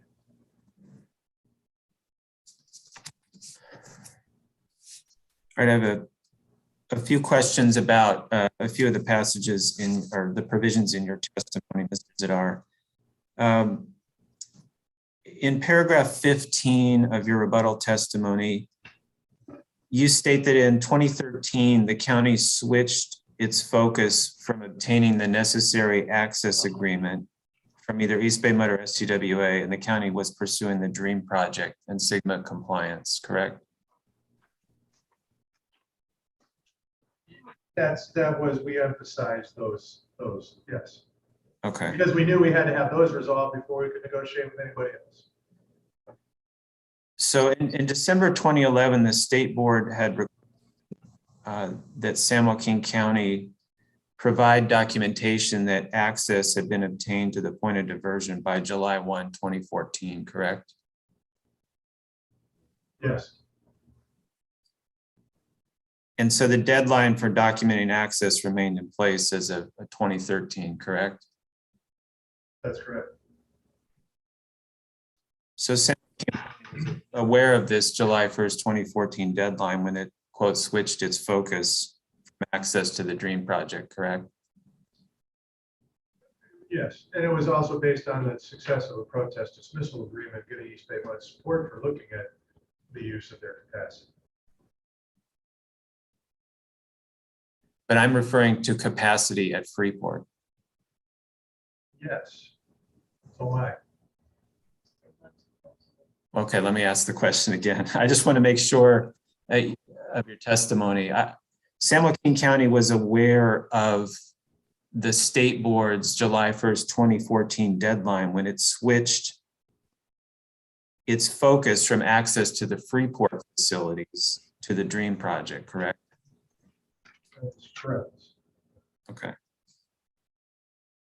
In paragraph 17 of your rebuttal testimony, you refer to the 2014 East Bay Municipal Utility District protest dismissal agreement, which you just referred to, and that's San Joaquin County 12, correct?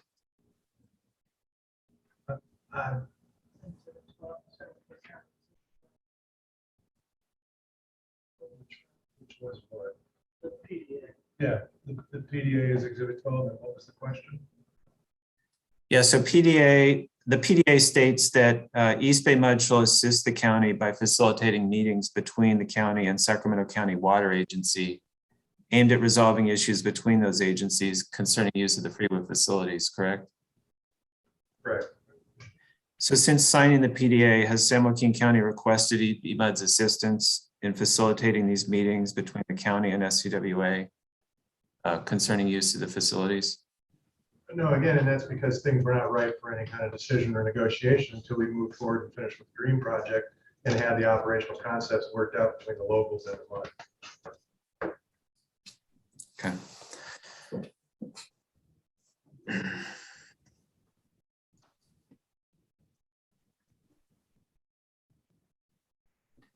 So in paragraph 17, Mr. Zadar, you state that the county intends to work with East Bay Mud, FREWA, and SCWA once the DREAM project is complete. And San Joaquin County can again review use of the FREWA facilities. Is that correct? That is correct. So what bearing do the physical facilities and operating concepts associated with the DREAM project have on use of the FREWA facilities? The ability to bank, store, and operate that way, do conjunctive use.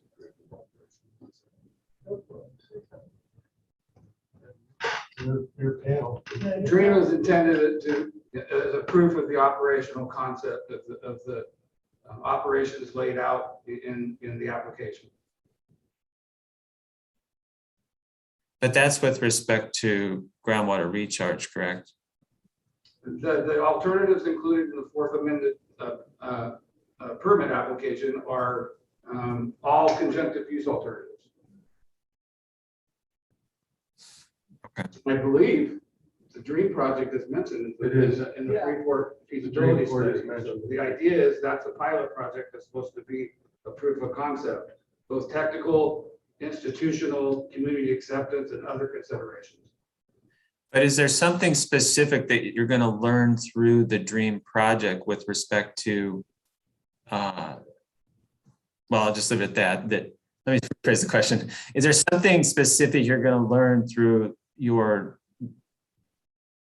implementation of the DREAM project that will affect the approach you take with respect to obtaining access to the Freeport facilities? Maybe not the approach we would take, but whether we approach and negotiate. It's intended to, assess the viability of the concept. And if it's not viable, we don't want to waste a lot of resources negotiating access. It's not time yet, as Mr. Zidar indicated. So when do you anticipate having adequate information from the DREAM project to be able to determine whether it's feasible to? Yeah. Can I finish the question real quick? Sorry. I thought you were done. Sorry. Thanks. Yeah, I hesitated. So when do you anticipate having, if at all, sufficient information from the DREAM project to be able to determine whether it's feasible to negotiate access to the Freeport facilities? We're having those conversations now internally with the potential partners to move it forward. And it's one of the reasons we're looking at the accounting framework, the funding and financing, is so that we can keep the ball going down the field. I don't presuppose to know exactly how fast we can get the GWA Technical Advisory Committee to look at this, the models to be run, and firmly formulating how we would use the other North San Joaquin or other facilities as proposed or to be designed as a result of what was contained in the feasibility study from 2011. If I could just add on to that too, in terms of the DREAM project specifics, as I outlined in my testimony, we've been diverting groundwater for a couple of years now for in-loop recharge.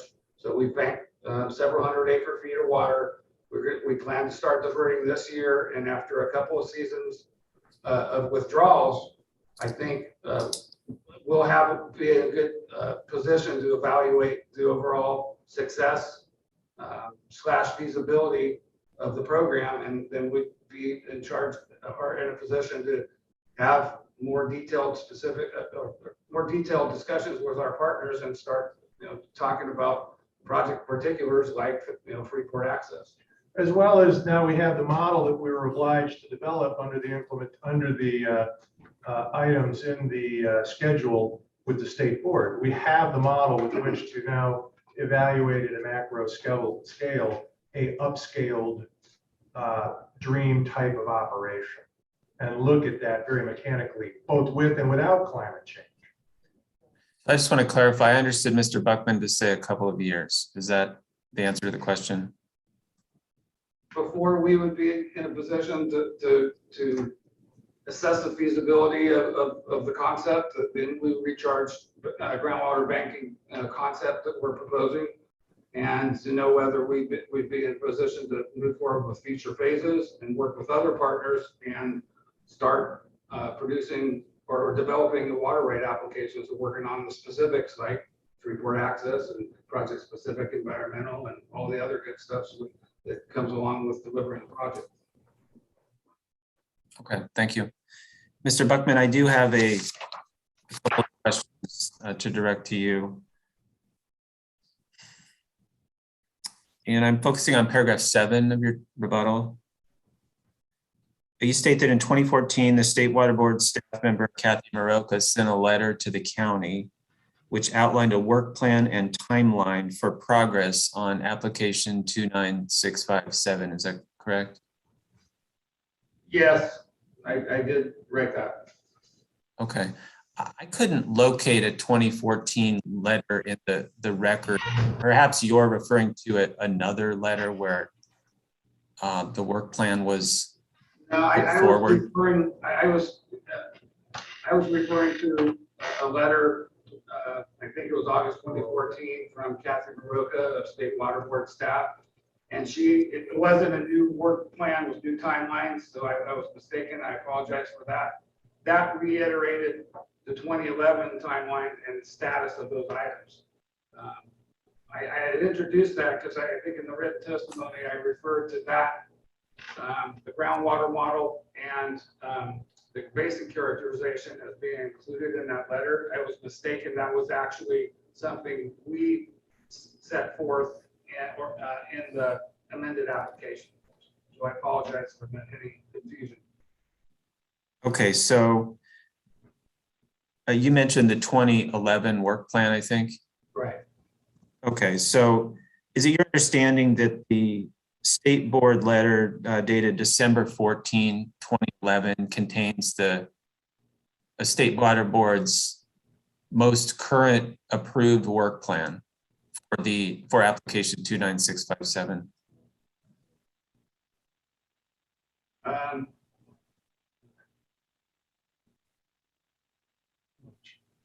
And we can bring it up. I think it's AHO 151. I don't have it in front of me. Yeah, could we please bring up AHO 151? Yes, I think Ms. Mullen is working in the background. Okay, thanks.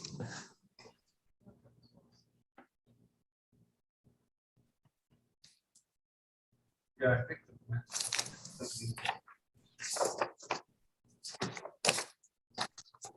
And it asked for a response, and there we go.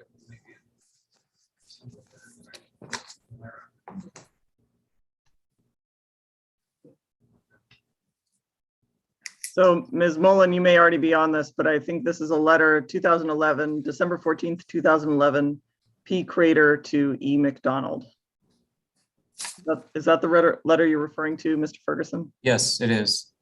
I have it marked, all right. It looks like on your end. There it is. Thank you. Yeah, so this is, I believe, is AHO 150. Yes. 151. So, Mr. Buckman, are you familiar with this letter, AHO 151? Not intimately. I believe I saw it referenced to in some of the testimony.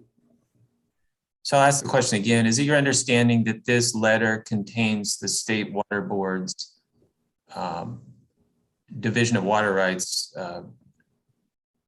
most current work plan with respect to application 29657? I believe that's the work plan that was referred to in Kathy Maroka's letter in 2014, and I'm not aware of any work plan that's more current than that. Off the top of my head. Okay. Can we scroll down to the third page, please?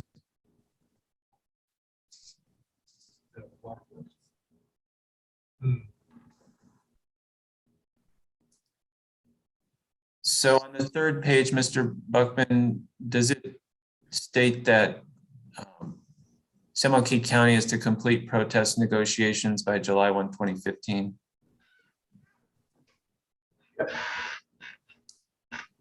Was that a yes? Yes, sir. Okay. So in response to previous questions I asked you this morning, you indicated that San Joaquin County had a couple of meetings in 2014 and 2015 with Sacramento County Water Agency representatives. Is that correct? I believe I said that I had a record of meeting in 2013. And Sorry. I believe there was at least one meeting after we had amended the application. I think that was in late 2014 and perhaps another in 2015. But again, I'd have to check my records to be sure for the exact dates and who the participants were. Okay. There were 2 or 3 meetings. Okay. Overall, where we discussed access. Okay, thank you. So at these meetings, did San Joaquin County make any substantive protest dismissal proposals to Sacramento County Water Agency in an attempt to resolve SCWA's protests?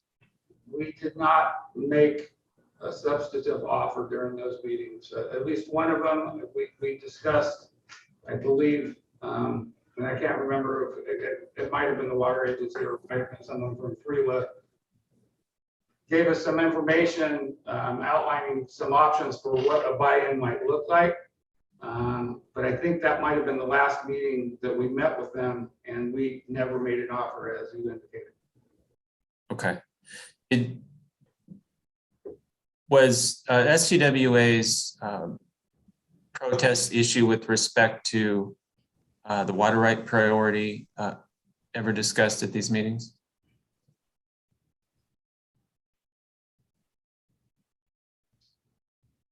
I think there was some general concern. I don't think there was a focus of discussion. I think that concern was laid out there and at one of the earlier meetings. And I think at one of the later meetings, we had offered to give them, to the extent there was overlap between use of the facility, to give them first right to access that capacity.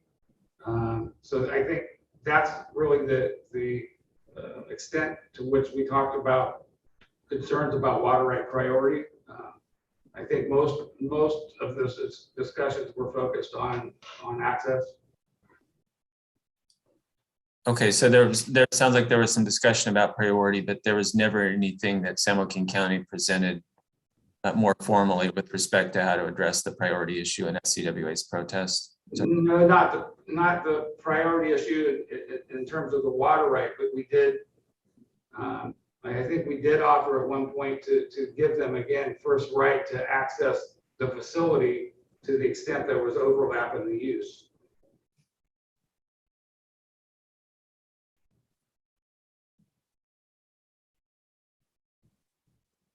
Which I understand is pretty rare in the normal operations, given their water right and ours, the timing and the year type. But San Joaquin County made no proposal to what I'll call put its proposed water right behind SCWA's in the event there's inadequate water for diversion at the Freeport facility, correct? During those initial 3 discussions, no, I don't think we ever proposed that. We discussed that briefly in the meeting a couple months ago with FCWA. And in the hydrology that we're talking about diverting under, there is no shortage. In above normal and wet years, there's water. I'd have to investigate this, but my guess is there's very few year types where we would get water, have water available under a 1990 priority, and the county water agency would not under a 1995 priority. Again, I'd have to confirm this, but my guess is that in the vast majority of water years, either both of us are getting water or neither of us is. Okay, no, thank you. I was just asking if you'd presented any documentation to that effect. No, we've made no formal offer in terms of water right priority, or no formal offer in terms of the priority to access the facility, or a proposal for buy-in to the facility. We've discussed all these things, but we've never put forth a formal offer. That's correct. Okay, thank you very much. I have no further questions. Thank you, Mr. Ferguson. Ms. Schroeder, do you have questions for these 2 witnesses? No questions. Thank you, Ms. Kinsey. Thank you. Mr. Stork, do you have questions for these two witnesses and their rebuttal testimony? I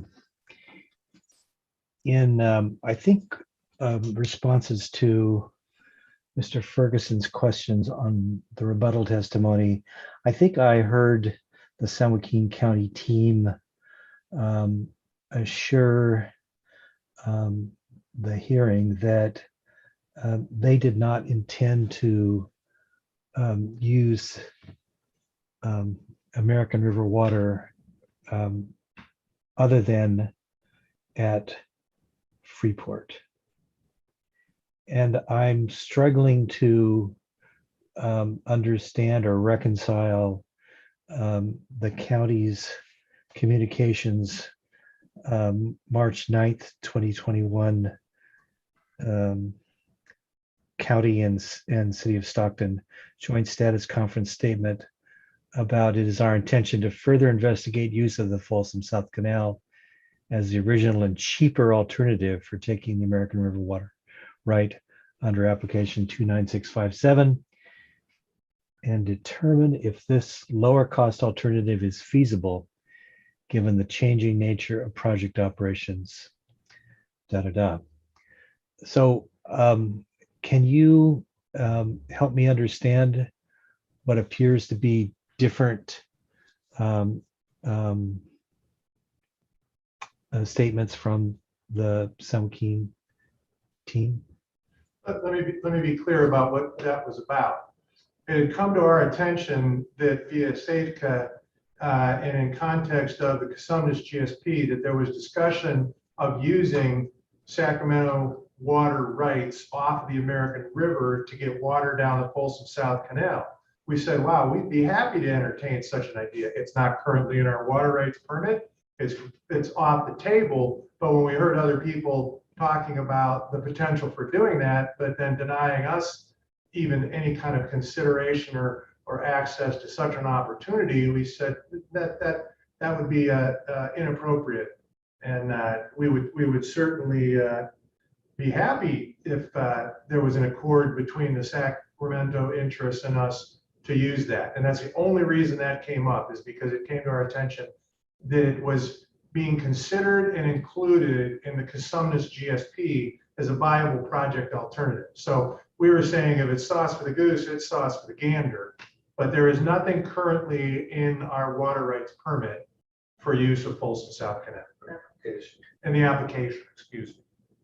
Right. And when you also said that, or you may have misspoke when you said that apparently there was interest in the Cosumnes GSA world that to use Sacramento River water rights for a Folsom South Canal diversion.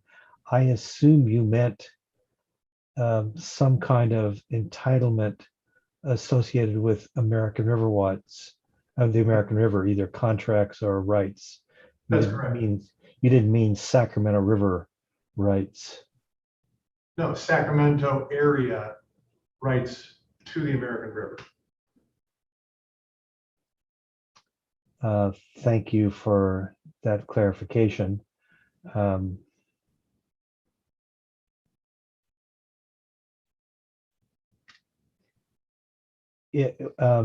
you aware of any investigation that the county or the city of Stockton are undertaking to investigate the use of Folsom South Canal? No. But the county has not provided any communication saying that they no longer intend to investigate that. Which county? San Joaquin. So there's machinery just came out here and I was. My apologies. Some work sites are more distracting than others. I was just saying that there's been a communication from the San Joaquin County and the city of Stockton that they intend to investigate use of Folsom South Canal water. and you've offered an explanation of why that letter was sent or communication was made. But has there been any communication saying, well, we no longer intend to investigate that? I'm not clear that we ever said we were investigating Folsom South Canal. I believe it's in the joint status conference statement from the county and the city on March 9th, If we 2021. said anything, we said we would consider, but it would only be in context of its Sacramento area interests. We're talking about using Folsom South Canal again. I appreciate your clarification. That's not what the communication says, but I guess I've probed about as far as I can probe. I'll clarify it right now, and that in introduction to the record here is that we would only consider something like that if it was a possibility that Sacramento County was entertaining. Thank you.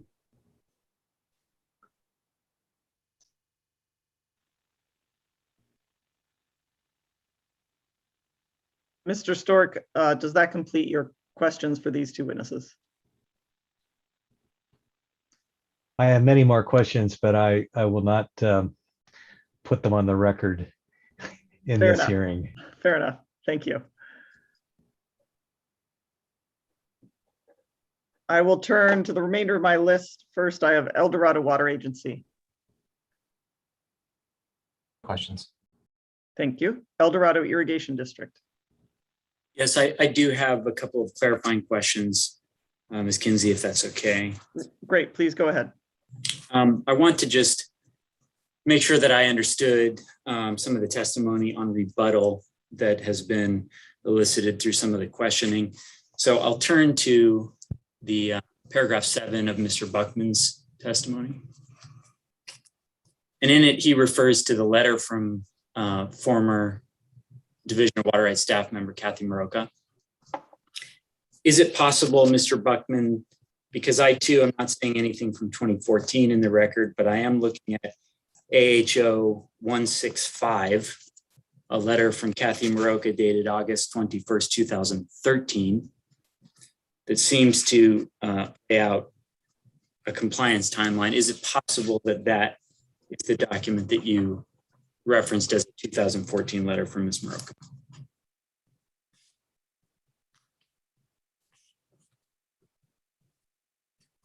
If we possibly see it. Yeah, can we put that up on the screen? Could we get that on the screen? It's AHO 165. Yes, so Ms. Mullen, that is AHO 165 is 2013, August 21st, 2013, K. Maroka letter to T. Shepherd.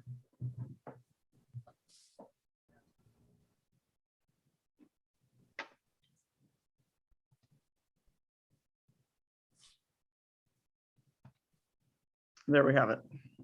And there we go. Maybe can we make it a little, maybe it's just my screen. Can we make it a little larger because now I can't see it. I mean, I can see it, but not very well. There we go.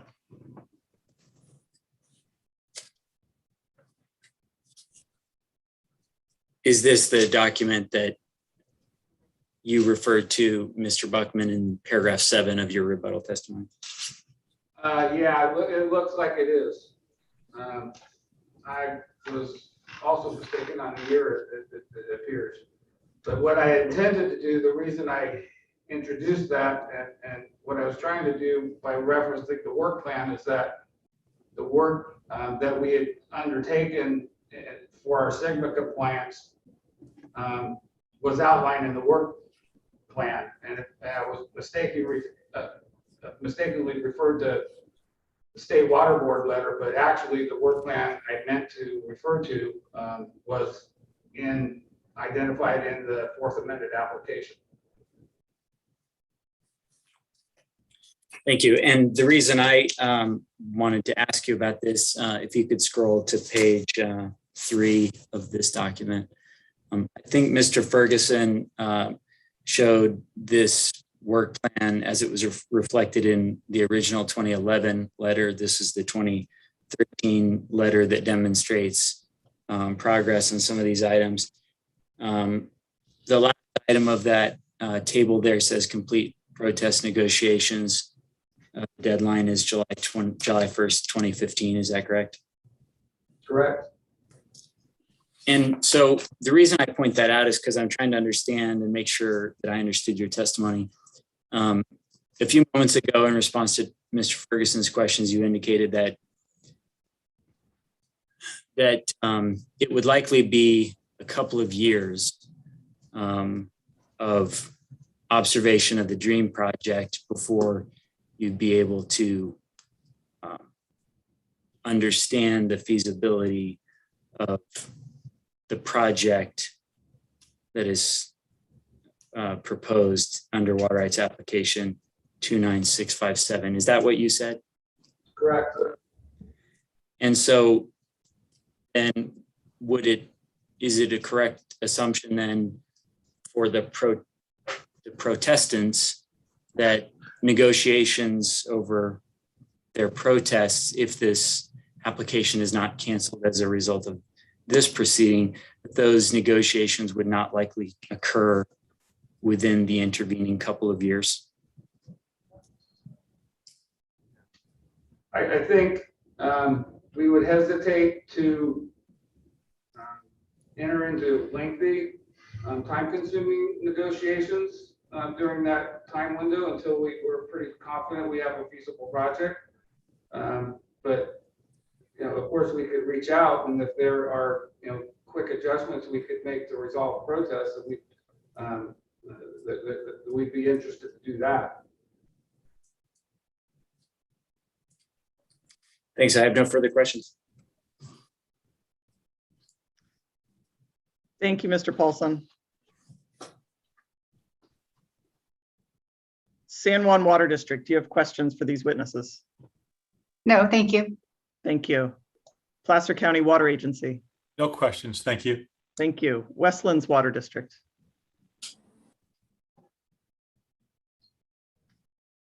San Luis and Delta Mendota Water Authority.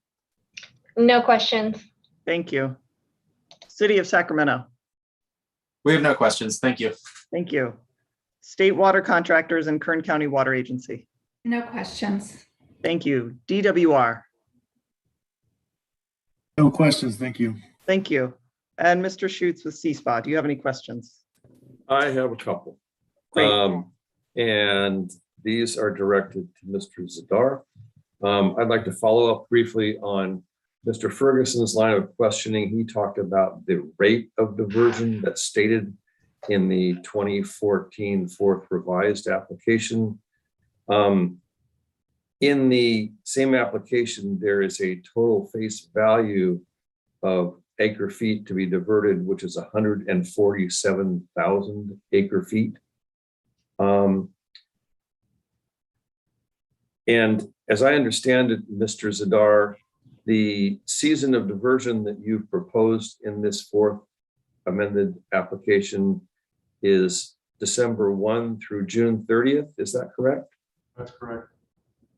So if you were diverting at the maximum rate of 155 CFS, assuming that this is all going through Freeport, and diverted every day during that season of diversion, isn't it true that the approximate amount of water you could actually divert under this water right would be limited to about 65,000 acre feet in any given year?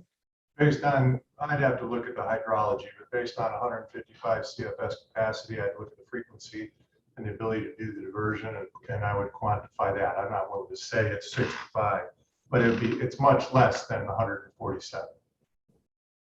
Very good. Thanks very much. That's all I have. Thank you, Mr. Schutz. I just wanted to confirm that those are all the questions you have for both witnesses. Yes, ma'am. Thank you. Then at this time, I will turn to Mr. Anderson. Do you have any questions for these two witnesses on rebuttal? No questions. Thank you. And I think my questions were answered. So I will look to Ms. Brenner. Based on the questions, do you have any redirect for your two witnesses? No, I do not. Thank you. Thank you.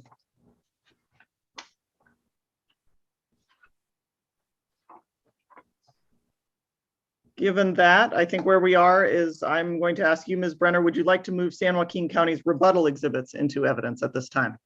Yes, I would, please. Are there any objections to the acceptance into evidence of San Joaquin County exhibits 16 and 17?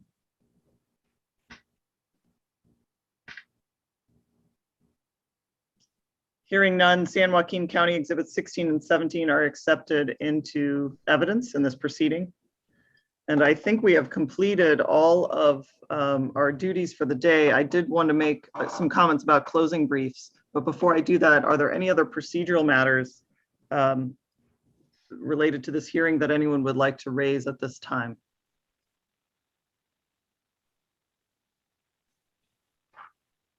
None for the county. Thank you. Well, I'll go ahead. You can think about that, and I'll go ahead and make the comments based on the notes I had about closing briefs, which are just to remind you that they're due October 29th by noon. And you can see that deadline and related instructions about page length in the amended hearing notice. I also wanted to add that if you plan, given that we have a court reporter today, if you plan to cite to the reporter's transcript in your closing brief, if you would please arrange for a copy of that transcript to be submitted to the AHO. We do have to post those publicly. That's part of our administrative record. So that I leave that to you to make the necessary arrangements for that to be done. But if you do plan to cite to the transcript, we would ask that we receive a copy. In addition, because the Zoom recording is our official recording of this hearing and this proceeding, I do ask, or rather direct you to include, even if you include reference to the reporter's transcript, to also include a parallel citation to the Zoom recording.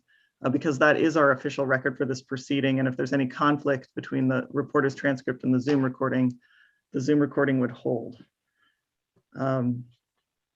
Those are all of the comments I had on that point. Are there any other questions or comments related either to closing briefs? Oh, I will just add that once closing briefs are submitted on October 29th, that will be the date at which this the record for this proceeding is closed.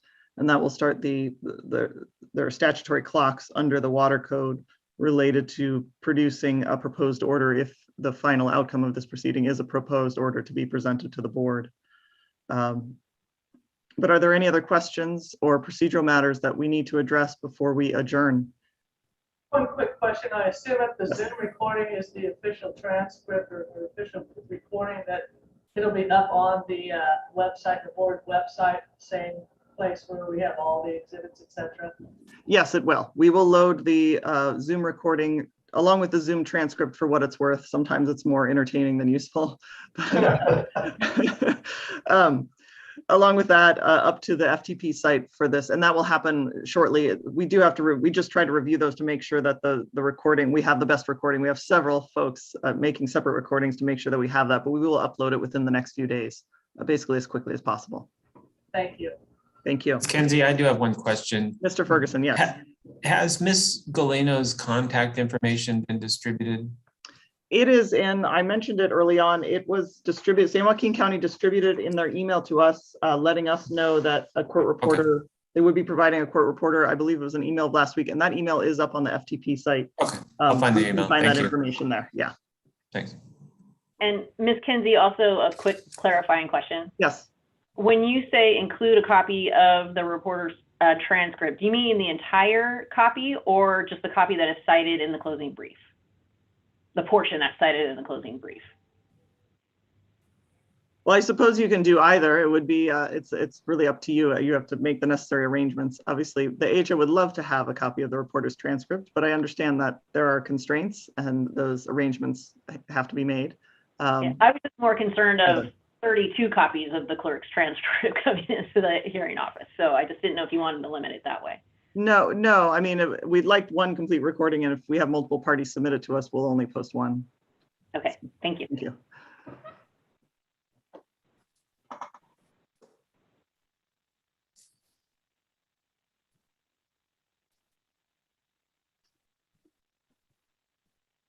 I'm giving a last call on procedural items or other matters to address today. Of course, if there are any other issues, we did note that issue with the errata for Mr. Stork. Of course, you can bring that to my attention and submit any other issues that may come up.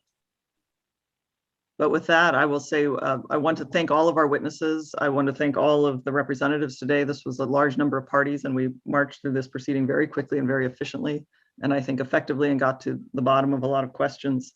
So thank you so much for your participation and everyone's professionalism today. And I think this hearing is adjourned, and I look forward to seeing all of your closing briefs on the 29th. Thank you very much. Thank you. Can I ask a question of you? Yes. No, you guys can, I mean, it's just off the side. Well, let's go ahead and do it on the record. Those who choose to drop off may. I won't be offended, but Ms. Galena, go ahead. I was wondering if I could have access, if I have access to the Zoom recording as well. Yes, what I will do is I will make sure it's that access will be provided on the FTP site. So we will make that recording available on the FTP site. It's the same place where all of the exhibits and other information for this proceeding will be. So I will confirm with my folks once we get off this hearing that we send all of that access information to you. Thank you for that. Thank you very much. Thank you. Thank you. Thank you very much. Thanks, everyone. Thank you. Thank you.